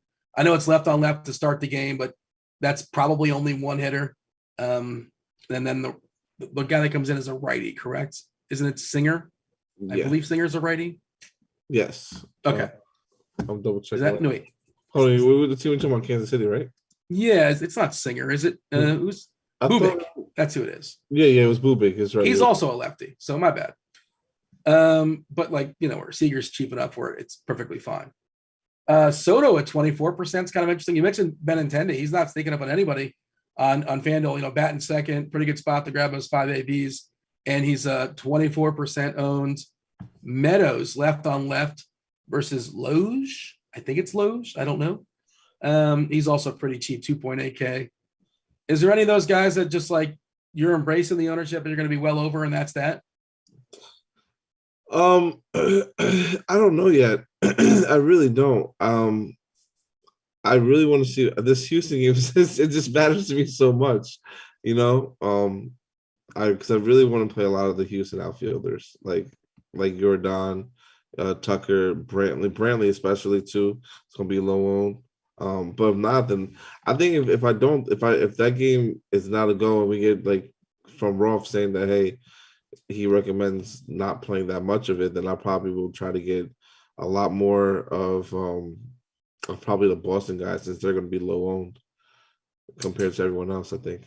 You got any Zach Loge love? That's they're asking about in the chat. 2.84 ERA, but a 4.46 Sierra. A lot of fly balls as well, 58%. This is all small sample. We're talking about 6 innings. He stranded everybody on base at 100%. I mean, I'm probably not there, to be honest. You got any Zach Loge? Yeah, no. I don't. Not on FanDuel. Maybe you can get with it on DK, but on FanDuel, nah. I kind of like Detroit a little bit today. FanDuel is more of DK is more of to me, a shot you take since you pay if you want to pay for one guy on a cheaper end. Oh, speaking of the Euro, Jazz just homered. There you go. Good job, Jazz. The Euros, he thinks that Euro step as he crosses the plate. So give me 3 guys that are going to homer tonight. Let's try to go 1 for 3. 1 for 3 is acceptable. Let's try to go 3 for 3. Get we got to shoot for the stars. We go high here, never low. I'm gonna give you. So I'll give one like upper guy, one mid, and one low, and one bottom guy. So I'm going to say at the high point, I'm gonna say JD Martinez. I'm gonna go different than because I don't know how all these other games are gonna go today. And then mid-range wise, I'm going to say Salvador Perez breaks the streaks and hits a home run today. I like it. It was his birthday yesterday. Does that factor in? Was he celebrating all night? How does that go down? We celebrate the whole month. We celebrate your birthdays the whole month. So you celebrate your birthday for an entire month? Yep, that's what I did last year. I was white hot last year too. So I can't wait to do it. What does that entail? Like what's day 21 like? Like at some point is it? So see, my birthday's at the end of the month on the 26th. So every day's just leading up to it. It just makes it more and more exciting. Okay. So you gotta enjoy it as much as you possibly can and just do wherever the wind takes me. I'm just going. Okay, and then Ryan O'Hearn is going to hit a home run at his first at bat today. He better do it in his first at bat because he might only get one at bat. Yes. We'll see. All right, not a moment too soon. We got the chief meteorologist Kevin Roth. We got the A team of Derek Carty. You know him from the bat. It's Dave Potts. Cheeseisgood as well. Roth, we need you. We need you today. Pressure's on, man. How are things in your world, Roth?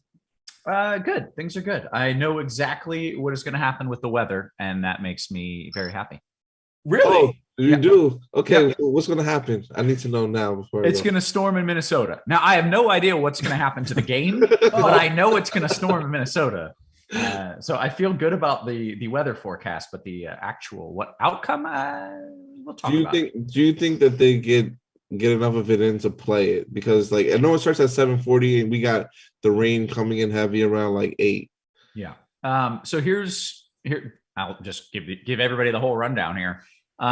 Essentially there's two waves. There's a first batch that might hit them, and if it does, that would probably trigger a late start or a very, very, very early delay. And then there's a second batch that will absolutely hit them, and that's going to cause issues in the later innings. If both hit them, if that first batch hits them, I could easily see them just saying, we're out. I'm not playing this. I have no idea what they're going to do. I don't think there's any chance in hell I would play it in cash. I think that would be foolish. I have no idea what they could postpone it right now. They could play it, avoid the first batch and not get rain until the 7th inning. Those are equally likely outcomes, and everything in the middle is also very possible. So that's as good as I've got on that one. You know how Washington kind of has a reputation? Does Minnesota have a reputation one way or the other? The best. By far the best in baseball at making the right call every single time. So what does that mean? But we don't know what the right call is. We don't know the right call until they make the call. No. And that's pretty much it. Yeah. If I think Minnesota is the best at this. So in situations where I think they should postpone it early, they postpone it early. In situations where I think they should wait it out and find out, that's exactly what they do. I have no idea what the hell they're going to do. So, we'll watch. We'll see. If anything, if I suddenly look at radar, I'm like, oh, that first batch is definitely going to hit them, then I'd lean it's more likely to get postponed. But in the meantime, I'd say avoid it in cash. Dart throw it all you want in GPPs. And that's as good as I've got. You get an update top of the hour. Is that right? Is that when they updated as far as the? Yeah. As far as forecast models, those come in at the top of the hour. But also at this point, sometimes when it's this close, you just look at radar. It's just as useful. So that's it. I wish I had this is definitely going to happen, but that's what I've got.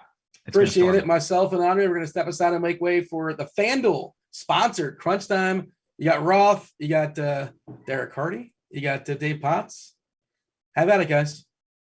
Appreciate it, Dino. As always, wonderful work by the old GrindersLive crew. And now this is it. This is Crunch Time, sponsored by the Fanduel, joined by the sharpest minds in the biz. One, as always. Did I say No, it's again? The Fanduel. The Fanduel. Not just Facebook. It's cleaner. The Fanduel. I thought I did it again. Lately, I've been saying this is Fanduel sponsored by Crunch Time. You're doing great. I'm great. Everything's wonderful. Two of the sharpest minds in the biz. One, the Cheese. What's up, Cheese? How are you? I am doing good. Yeah. My weather app totally agrees with your take on Minnesota. It's going to storm. Okay. That's so we both understand it. We're both doing great here. We got Derek Carty, creator, inventor, CEO, and CFO of the BatX Enterprises. What is happening, Mr. Carty? Not a whole lot. It's an interesting slate. I think this weather situation is happening in a really appealing game. So it's an interesting dynamic. Well, do whatever the hell you want. Like if it was my money, I wouldn't play it, but you do as you wish. Yeah, that's the only trouble spot. I think best case scenario, the rain arrives in the 7th or 8th inning. They dodge the first batch. The rain arrives fairly late and they get in the majority of a game. In fact, best case scenario, they could even finish after that. I don't really think that's the most likely scenario though. And in cash games, I just don't think it's worth, like they could really, I wouldn't be shocked if they just postponed it.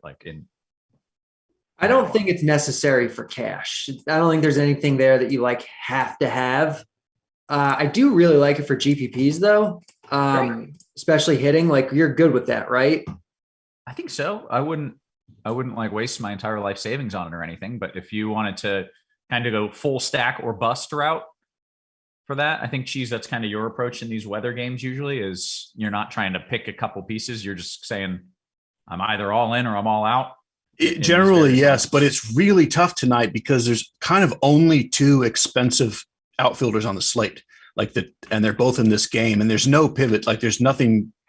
You have to totally change everything. If you have salary, you're playing either Buxton or Alvarez, and that's all there is. There's no pivot off those guys, which is weird and tough. But I did go in and I removed a lot of my one-offs from this game, a couple Alvarez and Buxton, but I took out my one-off like Max Kepler, and then the cheap bats like Jose Miranda is a popular cheap bat. I kind of moved off of him to do something else. But I did leave some Buxton and Alvarez because there's kind of nothing to do with them unless you just redo your whole lineup. Okay. Well, I don't know what they're going to decide to do. So for that reason, it's a very risky play. And if you're okay with that risk, then okay. And if you don't want that risk, don't play it. And I don't want to try to give you guys information that I'm not certain about. I don't want to pretend I have a strong lean one way or another because I don't. So that's where I'm at. If something changes, I'll let you know. Yeah. Well, you know what we say, Roth. You're probably going to lose anyway. So, go out with a bang. No, and Derek kind of already says it's a good game for bats. Houston was my number 2 team on the slate. And it's tough to completely cross them off if they don't just cancel it. Yeah. Okay. Well, then hold on to some and I'll keep a watch on this radar and we'll see how it goes. Let's go ahead and talk about some of the pitchers here. We know where the good bats are, of course, and in the bad spot, but how about the pitchers? Geez, you want to give me some good news? Yeah, it's good pitching, and we do not need pitchers in that Minnesota game. That is good news. I see basically 6 pitchers. McClanahan and Ohtani are kind of running away with the top 2 spots. I liked Ohtani far better to start the day, but then, the Angels, it's not just Trout is out. Their whole lineup is kind of nonsense. So now I'm sort of on FanDuel. Wait, hold on. Geez, you're not threatened by Aaron Whitefield or Austin Romine? Romine, pretty great. I love his lettuce. It's some of my favorite, but I think I'm going to be okay. You see. So anyway, I'm good with McClanahan instead of Ohtani on FanDuel. The discount is still pretty big on DraftKings. I still like Ohtani, but really play Ohtani and McClanahan and just kind of go with that as your duo. Then you got Eovaldi and McGill and kind of Miles Michaelis, although he's kind of leftover. And then the cheap guy, Joey Wentz. He's facing the A's. That in and of itself makes him viable as a cheap play. And he does have strikeout ability. Like, I hate it when these kids come up and they have really bad control, which is what he has, because you just don't know. Like, if he finds the strike zone, he's going to be worth that salary. The thing is, especially if you're not playing Buxton and Alvarez, you kind of don't need the salary. So I don't have as much of him as I originally thought I was going to. But he's clearly the cheap guy to play if you need a cheap guy. Carty, you want to go through pitchers? Yeah, I mean, I totally agree with Cheese. Like, McClanahan and Ohtani are the clear top two. I think on one pitcher sites, you play McClanahan. On DraftKings, you play both. And then the other guys he mentioned are the GPP guys. You know, Michael Eovaldi, McGill, Joey Wentz is the cheap guy. I think Zach Logue is another kind of, to steal a word from Cheese, like a nonsense play that you can like do here. But again, like, what are you really spending on with these cheap guys? So yeah, pitching's pretty straightforward. It's just a matter of, you know, how you're going to divvy up, you know, how much of each you're playing essentially. You're not really getting, you know, outside of obviously McClanahan and Ohtani are going to be super high owned, but the other guys all basically project for the same ownership. So it's really not even, you know, there's not even really an angle there. Okay. That's it. You want to talk some stacks? Yeah. Okay. Let's do it. Carty, you can lead us off here. I know you're going to say, I really love those bats in Minnesota. Yeah. The Minnesota bats, both sides of the game. The bat has them projected as two of the top three stacks today. So it's hot there. It's, you know, two good offenses, and, you know, the Astros are facing Chris Archer. So this is a good spot. You know, the ownership on both of those teams seems pretty depressed. So if you're willing to take on the rain risk, I think they look really, really good. St. Louis is going to be the chalky stack today, and they are probably the best offense, especially if you're ruling out Houston and Minnesota. At their ownership, you certainly don't have to stack them in GPPs. You know, you can look at a team like, you know, the Mets, or I think the Braves could be really sneaky. Honestly, I don't even hate like an A's mini stack today if Wentz is going to pick up ownership. Because, yeah, offense kind of falls off fairly quickly today. Okay.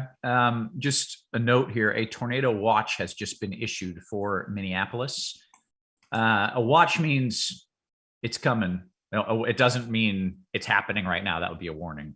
But it's just another one of those things that, like, maybe now that has just been issued 9 minutes ago, maybe that's kind of the straw that breaks the camel's back, and they just say, we don't want to do it. But I don't know. Geez, let's talk stacks.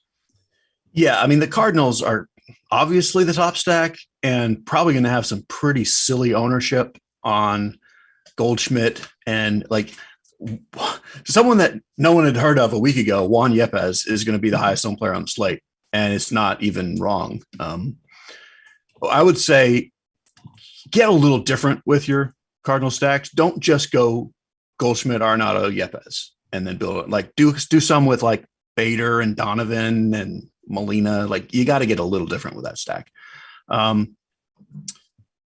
If you're not doing Houston, Minnesota, I would say the Mets look pretty good. And then I do like both sides of the Red Sox Braves game. I prefer the Red Sox side, but I like the Braves side too. All right. You want to go a little position by position talk? Sure, we do. All right. Let's do catcher. So you can play Salvador Perez on FanDuel. You can definitely play him on DraftKings. You do have some money to throw around. If you need a cheap catcher on DraftKings, it's probably going to be Sam Huff is going to be the popular cheap catcher, and I'm on board with that. Sean Murphy is quite interesting as a tournament play. Assuming you don't want to play Gary Sanchez, who's also kind of interesting, but it's basically up to Perez. Then I like Murphy in the mid-range and Huff cheap, and otherwise it would be in your stack. Carty, you got anything else there, catcher? Yeah, in cash, I think Yadier Molina is fine. And she's mentioned, you know, maybe he's a way to differentiate your St. Louis stack if he's not going to be one of the higher owned guys. So I like him. Spencer Watkins is terrible. It's the hottest game on the slate. He's cheap for being a pretty decent hitting catcher. The other cheap guys that I like like Sam Huff, I think is fine, but I think Christian Betancourt and Robinson Chirinos are just as good, and they're going to come in way lower owned. So in GPPs, I think you can certainly take a shot on them, especially a guy like Chirinos who does have power. So I'm good with that. Okay, real quick. I just switched the bat projections and going with what Carty says. Gary Sanchez actually jumped ahead of Sal Perez, which is, I mean, it sure is intriguing given that nobody's going to play them. Yeah, and obviously, yeah, it goes without saying, but like if you're good with the weather there, yeah, Gary Sanchez. Great. Okay. I got a little rattled. I haven't had to do weather in a hot minute. I forgot our FanDuel sponsorship read, and if I don't do that, I'll get fired. So real quick, check out the FanDuel 100K Wednesday MLB Squeeze Contest. 20K to first. It's $4.44 to enter. That's nothing. And you can get 100K, 20K to first. That's amazing. Sign up for the FanDuel Sportsbook if you're in a legal sports betting state. New users get a risk-free bet up to 1K. And FanDuel Sportsbook users get to receive their bonus with their first-time bet. So check that out. And big thanks to our sponsor, FanDuel. Hit the like and subscribe. If you're watching on YouTube, you're only doing it because of FanDuel. With that said, Carty, let's go to first. Yeah, so first base is pretty straightforward. On FanDuel, you have Cheese mentioned Juan Yepes, and you have Paul Goldschmidt, both first base eligible in this Cardinals offense. That's like clearly the best. On FanDuel, you also get a util spot. So honestly, you probably just play both of them. On DraftKings, Yepes is outfield, so you don't have to worry about it. Goldie's first base, and you play him at first base, and he's basically the top hitter on the entire slate, especially if you're like ruling out Byron Buxton. So just play Goldschmidt. You have the money to do it. All right. Cheese. Yeah, there's basically three spend up first baseman: Goldschmidt, the chalk, Alonso next in line, and then Olsen, who will be kind of the forgotten guy. So I do like Olsen in tournaments. I love Olsen in tournaments. But yeah, that's pretty much your position there. All right. Simple enough. Second base, Cheese. So with the pitching change for Kansas City, meaning originally I was thinking it was going to be Brady Singer, not that he's amazing. But I do like Marcus Semien a lot more than I originally did. And he's cheap-ish. I love on FanDuel, I love Javi Baez. And you can play him at second or short. He's only short on DraftKings. I think Chad Pinder is going to be the one moderately popular Oakland bat. But he's fine and cheap. It's also nice if you do like the Red Sox, you can play either Story or Hernandez at second. And I like both of them. If you need a punt on DraftKings, Brendan Donovan is the cheap one there. All right, Carty. Yeah, I like those Red Sox guys. I like Kike. I like Story, especially on FanDuel. Prices are good. I like the Tigers guys. Cheese mentioned Javi Baez. I think Jonathan Scope also on FanDuel is a good play.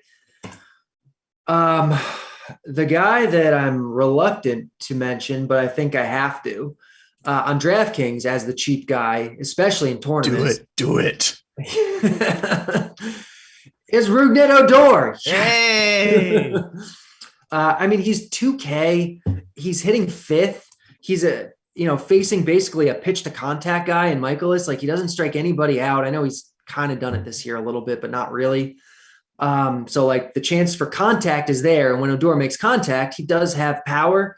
We love the St. Louis game, in part because it's the best hitting weather on the slate. Well, Baltimore's in this game too. So Odor for 2K, bare minimum, hitting fifth, platoon advantage, pitch to contact pitcher, like 2% ownership. Yeah, I think Odor is viable. I think he's great in tournaments, and I think he's viable in cash. Okay. Yeah, that all makes sense. Cheese, second? Third. Someone? Anyone? Yeah. Derek, go ahead. Thanks, Cheese. So Nolan Arenado is the top guy. Like the Cardinals are clearly the top offense. Spencer Watkins is like the worst pitcher in the majors right now. Great weather, the whole spiel. So Arenado is probably your cash guy. If you have the money to spend up there, which I think on DraftKings you should. You don't have to, but he's really good. If you need to save a little bit of money, we've mentioned some Tigers already, but Heimer Candelario, I think on both sites is definitely viable. Bobby Witt Jr. is, I think, totally fine in this spot on DraftKings, 3.9K, facing kind of, Texas has the roof closed, but it's still one of the best weather spots, even with the roof closed there because of the time of year it is right now. So I'm fine with that. And Rafael Devers, especially in tournaments, Cheese kind of mentioned liking both sides of this game. I think it's going to go overlooked for sure. So I think Devers, and in Atlanta stacks, I think Austin Riley. Okay. Cheese. Now let's talk some third from you. Yeah. I mean, Arenado is just so clearly the top play. If you have salary, that's who you're playing. He'll be popular, but not like crazy popular because it is a good position. Bregman would have been the other great guy. I think you still could play Bregman if they don't cancel that game, but I do like both guys in the Atlanta-Boston game quite a bit. FanDuel, I didn't mention it second, but Eduardo Escobar is a pretty good price on FanDuel. Yeah, I don't know. I don't really want to punt at third. And I don't want to use Jose Miranda really as a one-off right now with that weather. So I guess I'll throw Kevin Smith's name out there as well. But I don't think third is really the place you want to punt. Okay. I imagine short might be the spot you want to punt, Cheese. Except they're not really, again, like the punt there is also probably the Minnesota guy, which you don't really want to do. Dansby Swanson is leading off, and he's 3,500 on DraftKings. But FanDuel, you get good players at 3K. You got Baez at 3K, you got Story at 3K, you got Seager at 3K. And Semien at 28. You don't have to punt at all on FanDuel at shortstop. Throw Lindor in there as well. Really, Javi Baez is my favorite guy. All right. Carty, nodding in agreement. Yeah, I agree. Baez is the top guy. He's facing this, mediocre kind of rookie guy in Logue. He's got the platoon advantage. I think he's great. Story and Seager, especially on FanDuel, are the other guys I think you're considering. I think it's Dansby Swanson on DraftKings is the other really appealing guy to me. I think that whole team is really going to go overlooked here. And he's cheap. He's hitting leadoff. It's a good spot. It's solid weather. Like I really like Dansby Swanson. And I don't hate if you need to save some money here. A guy like Elvis Andrus, can steal a base. You'll get a little bit of leverage off of Wentz. He's fine, but really I would prefer kind of to spend up here if you can. I mean, we've talked about Rougned Odor and Elvis Andrus leverage. I mean, it does not get better. It really does. Loving it. A couple of things I enjoy hearing about Elvis Andrus and leverage. All right, Carty, take us to the outfield. Hopefully we've got some better stuff there. Yeah, so if you're not ruling out the Twins game, Byron Buxton is clearly the top outfielder. Yordan Alvarez is right behind him in the exact same game. Kyle Tucker is right up there. If you're ruling that game out, though, there are plenty of other options. Juan Yepez is 3K on DraftKings. He's just a lock. He's outside of Buxton, Alvarez, Tucker, and Juan Soto. Yepez projects just as raw points, just like the best outfielder on the slate, and he's 3K. So, like, you're just playing him in cash no matter what. Harrison Bader in the same lineup, I think, is really good. I think Kike Hernandez leading off for Boston tonight is really good. Brandon Nimmo, especially on FanDuel, you're getting more of a discount there. I think Nimmo and Dom Smith, both in the Mets lineup, are both really good plays. Ramon Laureano on FanDuel, I think, is a good play. There's a lot in the outfield tonight. No one is like a slam dunk kind of play, really. Outside of, I guess, Yepez and like obviously the elite guys, but there are plenty of options to consider that are solid. Okay. Cheese, any other names you want to throw in the mix there? Not really. Like this, everything is just thrown into the tornado because of Buxton and Alvarez and Tucker. The literal tornado. So I really don't like the mid-tier outfield. Like it feels kind of like overpaying for, I mean, it's fine. Like the Mets guys are fine. And like JD Martinez is fine. But you really like, if you want to spend up, you really just want Buxton and Alvarez. Otherwise, I think you kind of want to go cheap. So I think that's going to lead to Goldschmidt and Arenado being even more popular if people are getting off Buxton and Alvarez, because it just feels better to go cheaper in the outfield. Yeah. And you have solid, cheap outfielders. You have obviously Yepes. You have Chad Pinder. You have, I think Michael A. Taylor is fine. Like there's guys like that you can play. Okay. All right. We've got about 15 minutes here. I'll do a quick weather update, if you will. Still looking at the two lines. That second line is bowing out. It's moving in. Like they're going to be hit by storms. There is no, oh, wow, they missed it. It's going to happen. If the first line hits them, and that's really what I'm still watching, is like, is that going to build far enough? If the first line hits them, I'd be a lot more concerned, because then they wouldn't be able to get any innings in. So Kevin, let me stop you there. Please. Are you going to know before start time if the first line's going to hit them? Before the start of the game. I think so. I think I will. It's going to be very close, but I think I'll have a pretty good idea before the start of the game if that first little batch is going to hit them. And if it doesn't, I think I just play it. I think I would, at least in tournaments. I think then the likely outcome is an in-game delay. They wait 3 hours and then they finish. But if that first line hits them, it's just, then you're waiting 3 hours to even start the game. Or maybe 4, you know?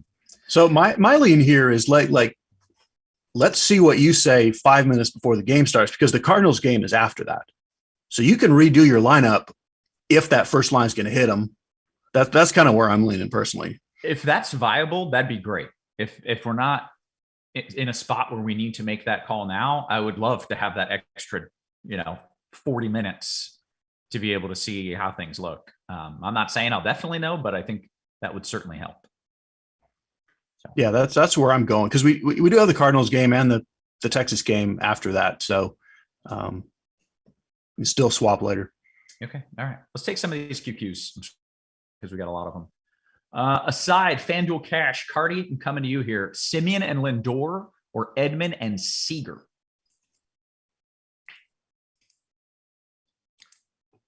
I mean, I don't love it. I'd probably go with the second pair, though. Okay. Cheese, DK single entry. Which do you like more? A St. Louis stack, but with no Goldie to be different, or a lower owned Boston stack?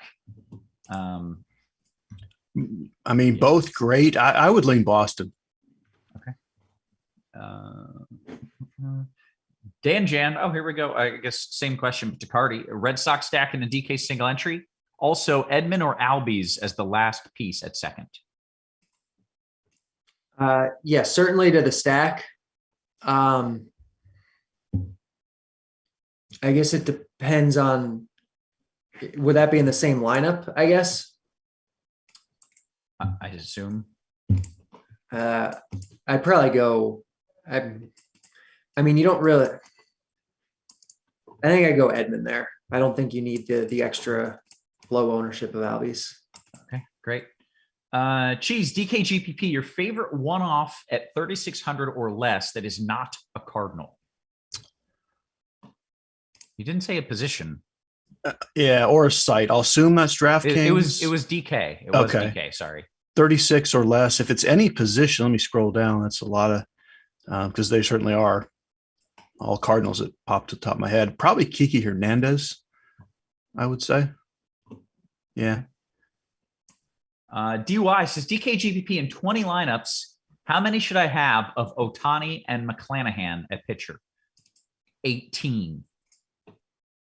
I don't know. Carty, what's the answer? The answer is there is no answer. Build good lineups. You can build good lineups with them or without them. Don't blender that me. Was a Don't yeah blender me. Well, thank you, Blender, for answering. But it's also true. Like it's just entirely personal preference and risk tolerance. Like is the first lineup you build with them good? Great. Next one, is it good? Great. or build a different one, you know? Okay. Cheese, can you get too chalky going with, or is it too risky going Ohtani McClanahan? I don't really know the issue there. No. Yeah. Say like if you ended up with in my first 20 lineups, I had at least one of them in 20 of them. Mm-hmm. And both of them in probably 10 of them. Yeah. Okay. All right. Let's see. FanDuel GPP Cheese, Kemp or complete a full Oakland stack. Excuse me, Kemp to complete a full Oakland stack, or Benintendi to pair with Witt. So basically, Kemp or Benintendi. Yeah, if it makes a full Oakland stack, I guess Kemp. All right, great. Carty, DKGPP, any one-off bats you'd play in the Rays-Angels game, or would you dare do a stack with either team? Yeah, I don't think you need to stack either team tonight. Even one-offs,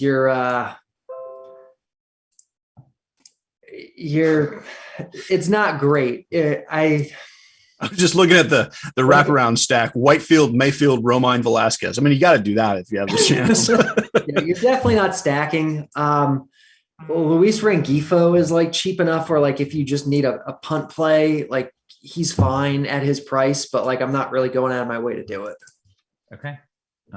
Steve O, speaking of yuck, is it gross to fade Edmund for Donovan at second to get different in a DK stack? He's hot. He donged yesterday, Cheese. Hot streak. I mean, he's legit. Like he's not a nobody. Like he's like, yeah, if you can use that salary, I would be fine with it. Donovan is a real life baseball player. Okay, great. Greatness. Speaking of great, FanDuel GPP finishing off a Boston stack. Carty, do you go Kike or Verdugo? I think it's got to be Kike.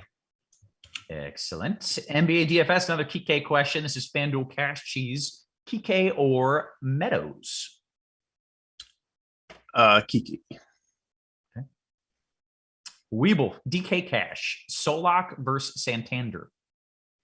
Neither. You shouldn't be playing either one of those guys in cash tonight. Okay. If you were forced to? I've literally neither are on my radar. So Solak projects for 3 points. So not him, let's say. Wow. That seems very bad. That seems real low. Santander projects for 7. So Santander. Why does Solak project for so few points? That seems a little bit too low, doesn't it? It does seem a little low. I got to look into that. Maybe is it a pinch hit thing? Let me look into that. Yeah, that seems really low. Yeah, I don't know much about baseball nor projections, but 3 seems not good. Oh yeah, 51% pinch hit risk. That's why. Okay, that's a lot of pinch hit risk. Yeah, that is a big number. I will say, in general, that whole game, both sides has a lot of pinch hit risk. Okay. Like we haven't mentioned the name Ryan O'Hearn, but like if you're looking at him, is it like he might get one at bat too? There's a lot of pinch hit risk all over that game. Yeah, I'm looking at the guys who project for the most pinch hit risk. The top 4 are in that game. It's Solak, it's O'Hearn, it's Charlie Culberson, and Eli White. They're all over 50%. Okay, interesting stuff. Okay, FanDuel GPP Cheese, last man in, Riley or Lindor? Riley. Dan Jan, are we playing Carson Wentz's brother, Joey Wentz, in a DK single entry? An athletic family. And Joey Wendell is also his cousin. Oh, amazing, man. Are we playing Joey Wentz in DK single entry, Cheese?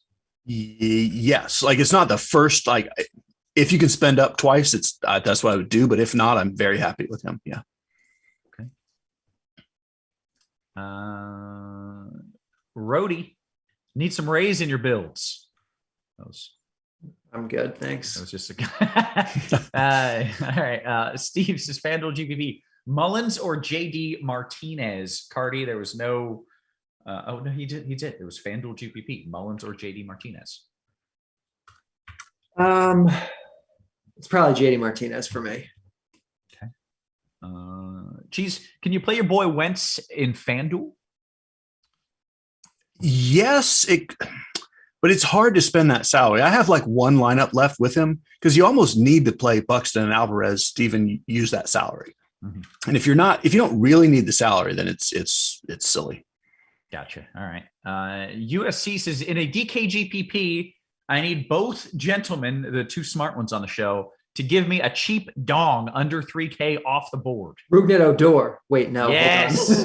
Yes. I mean, he probably does have a decent chance, but I think honestly, Adam Duvall is probably has one of the better chances any night, and he's cheap and going to be super low owned. All right, Cheese. Yeah, I do like the Duvall thing, and I don't think Pinder is off the radar at all. I think he's going to be borderline popular. So other than him, I would say in his one at bat, Kyle Isbell homers.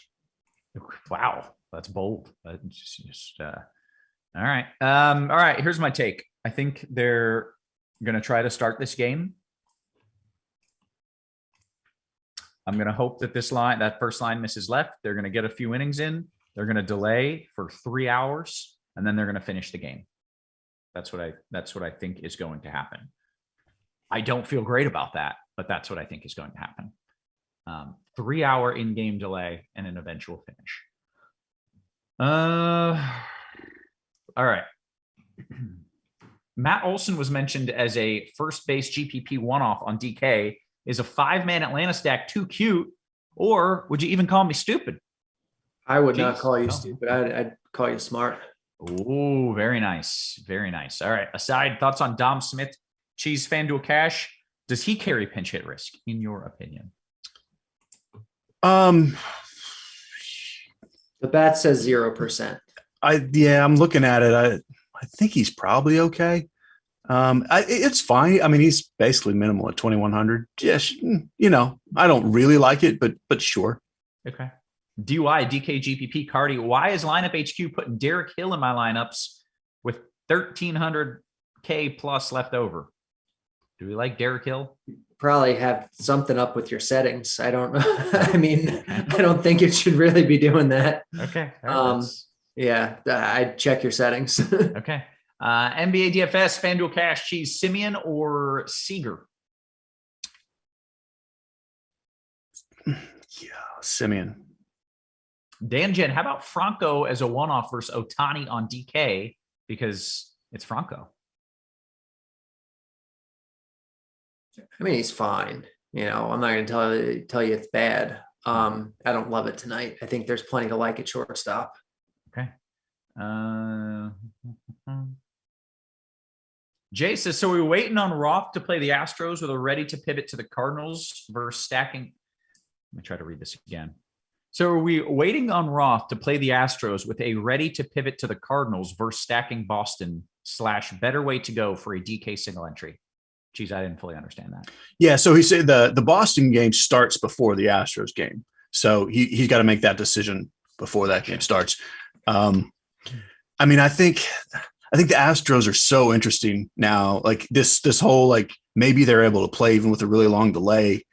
It makes it even more interesting. I would try to do that. Okay. USC would just like to point out that Kyle Isbell stonks, which stinks and sucks, maybe combined. D Montgomery, FanDuel GPP. Carty, you want Kike or Scope? I like them both, honestly. So, I mean, Scope has more power. So maybe I go Scope, but you're really fine either way. Okay. I love this question from CLT Go Blue. Cheese, when you bench a guy like Edwin Rios for the NFBC Monday through Thursday scoring period and he smashes all week, do you ever hate start that player in DFS lineups due to excruciating FOMO? Yeah, that's a real thing. Yeah. It seems like it would be. Yeah, it absolutely is. Yeah. Oh man, that's great. Can we get an NL tout update from 3-time champ Derek Carty? NL tout update? I don't know what the hell that means. That's a season-long league that Carty does well. Like it's an industry league.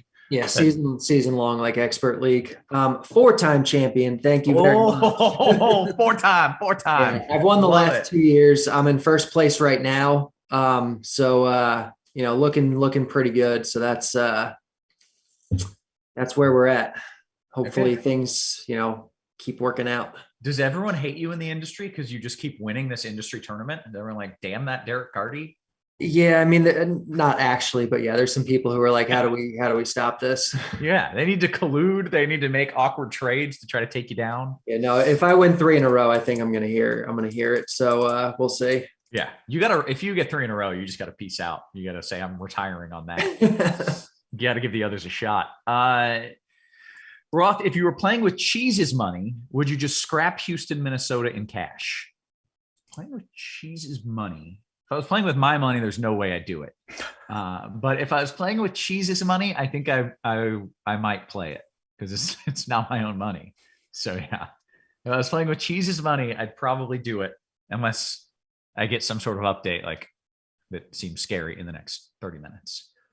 DY says, Kevin, can you expand on your fascination with blue whales' tongues? It's just a little ocean trivia fact. A blue whale's tongue is as big as an elephant. It weighs as much as an elephant. That's a tremendous piece of information. It really is. Yeah. You think about how big an elephant is, that any creature's tongue could be as heavy as an elephant. Really is just. Yeah, I did. I tuned into the early crunch time and heard you talking about narwhals. I was just fired up immediately. Yeah, it was good stuff. It was a very exciting early slate, obviously. We got narwhal facts going in there. Steve-O, DKGPP. Cheese, Santander, Meadows, or Pinder. Oh, excuse me. Santander, Meadows, or Pinder. I need one. I like Pinder. Okay. Great question from Steve, actually, here. Does the wind change in Minnesota if there is a delay? The 15-mile-per-hour wind blowing in has me off that game. And I'm not sure off the top of my head, so I will just go and look at quick little forecast. Let's see. 1 second, please.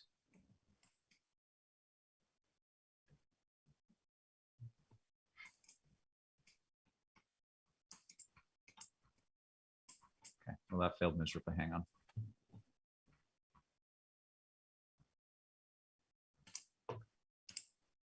Not significantly. Yeah, no, it's like it just no, not significantly is the answer.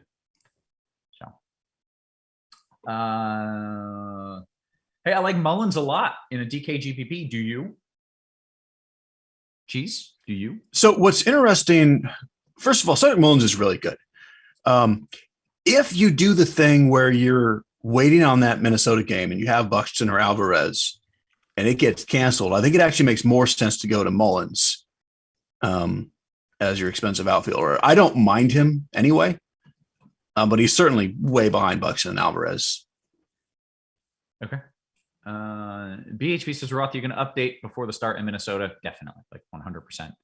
I will be. I will probably 5-10 minutes before first pitch. I'll update. And if they look like they're trying to play, it's a good sign. You know, that means they'll get an in-game delay. They'll sit there for 3 hours and they'll probably try to finish. If there's a tarp on before the game, that's probably not a great sign. But this is also, it's just a team that doesn't do, they're not that team who gets everybody out to the ballpark and then postpones last minute. Like they very rarely do that. And if they do, it's because something happened with the weather that was just hard. And sometimes the weather will get you, but I don't know. I feel just a little bit better about it, but still with a 3-hour delay. So I don't feel great. Okay. I think that's it, guys. We've answered all the questions. We've given all the plays. You ready to get out of here? Sounds good to me. Okay, let's do it. For Cheese, for Carty, and of course for our wonderful production team working hard behind the scenes. Guys, we appreciate you. We love you. And we will catch you tomorrow. You have been crunched.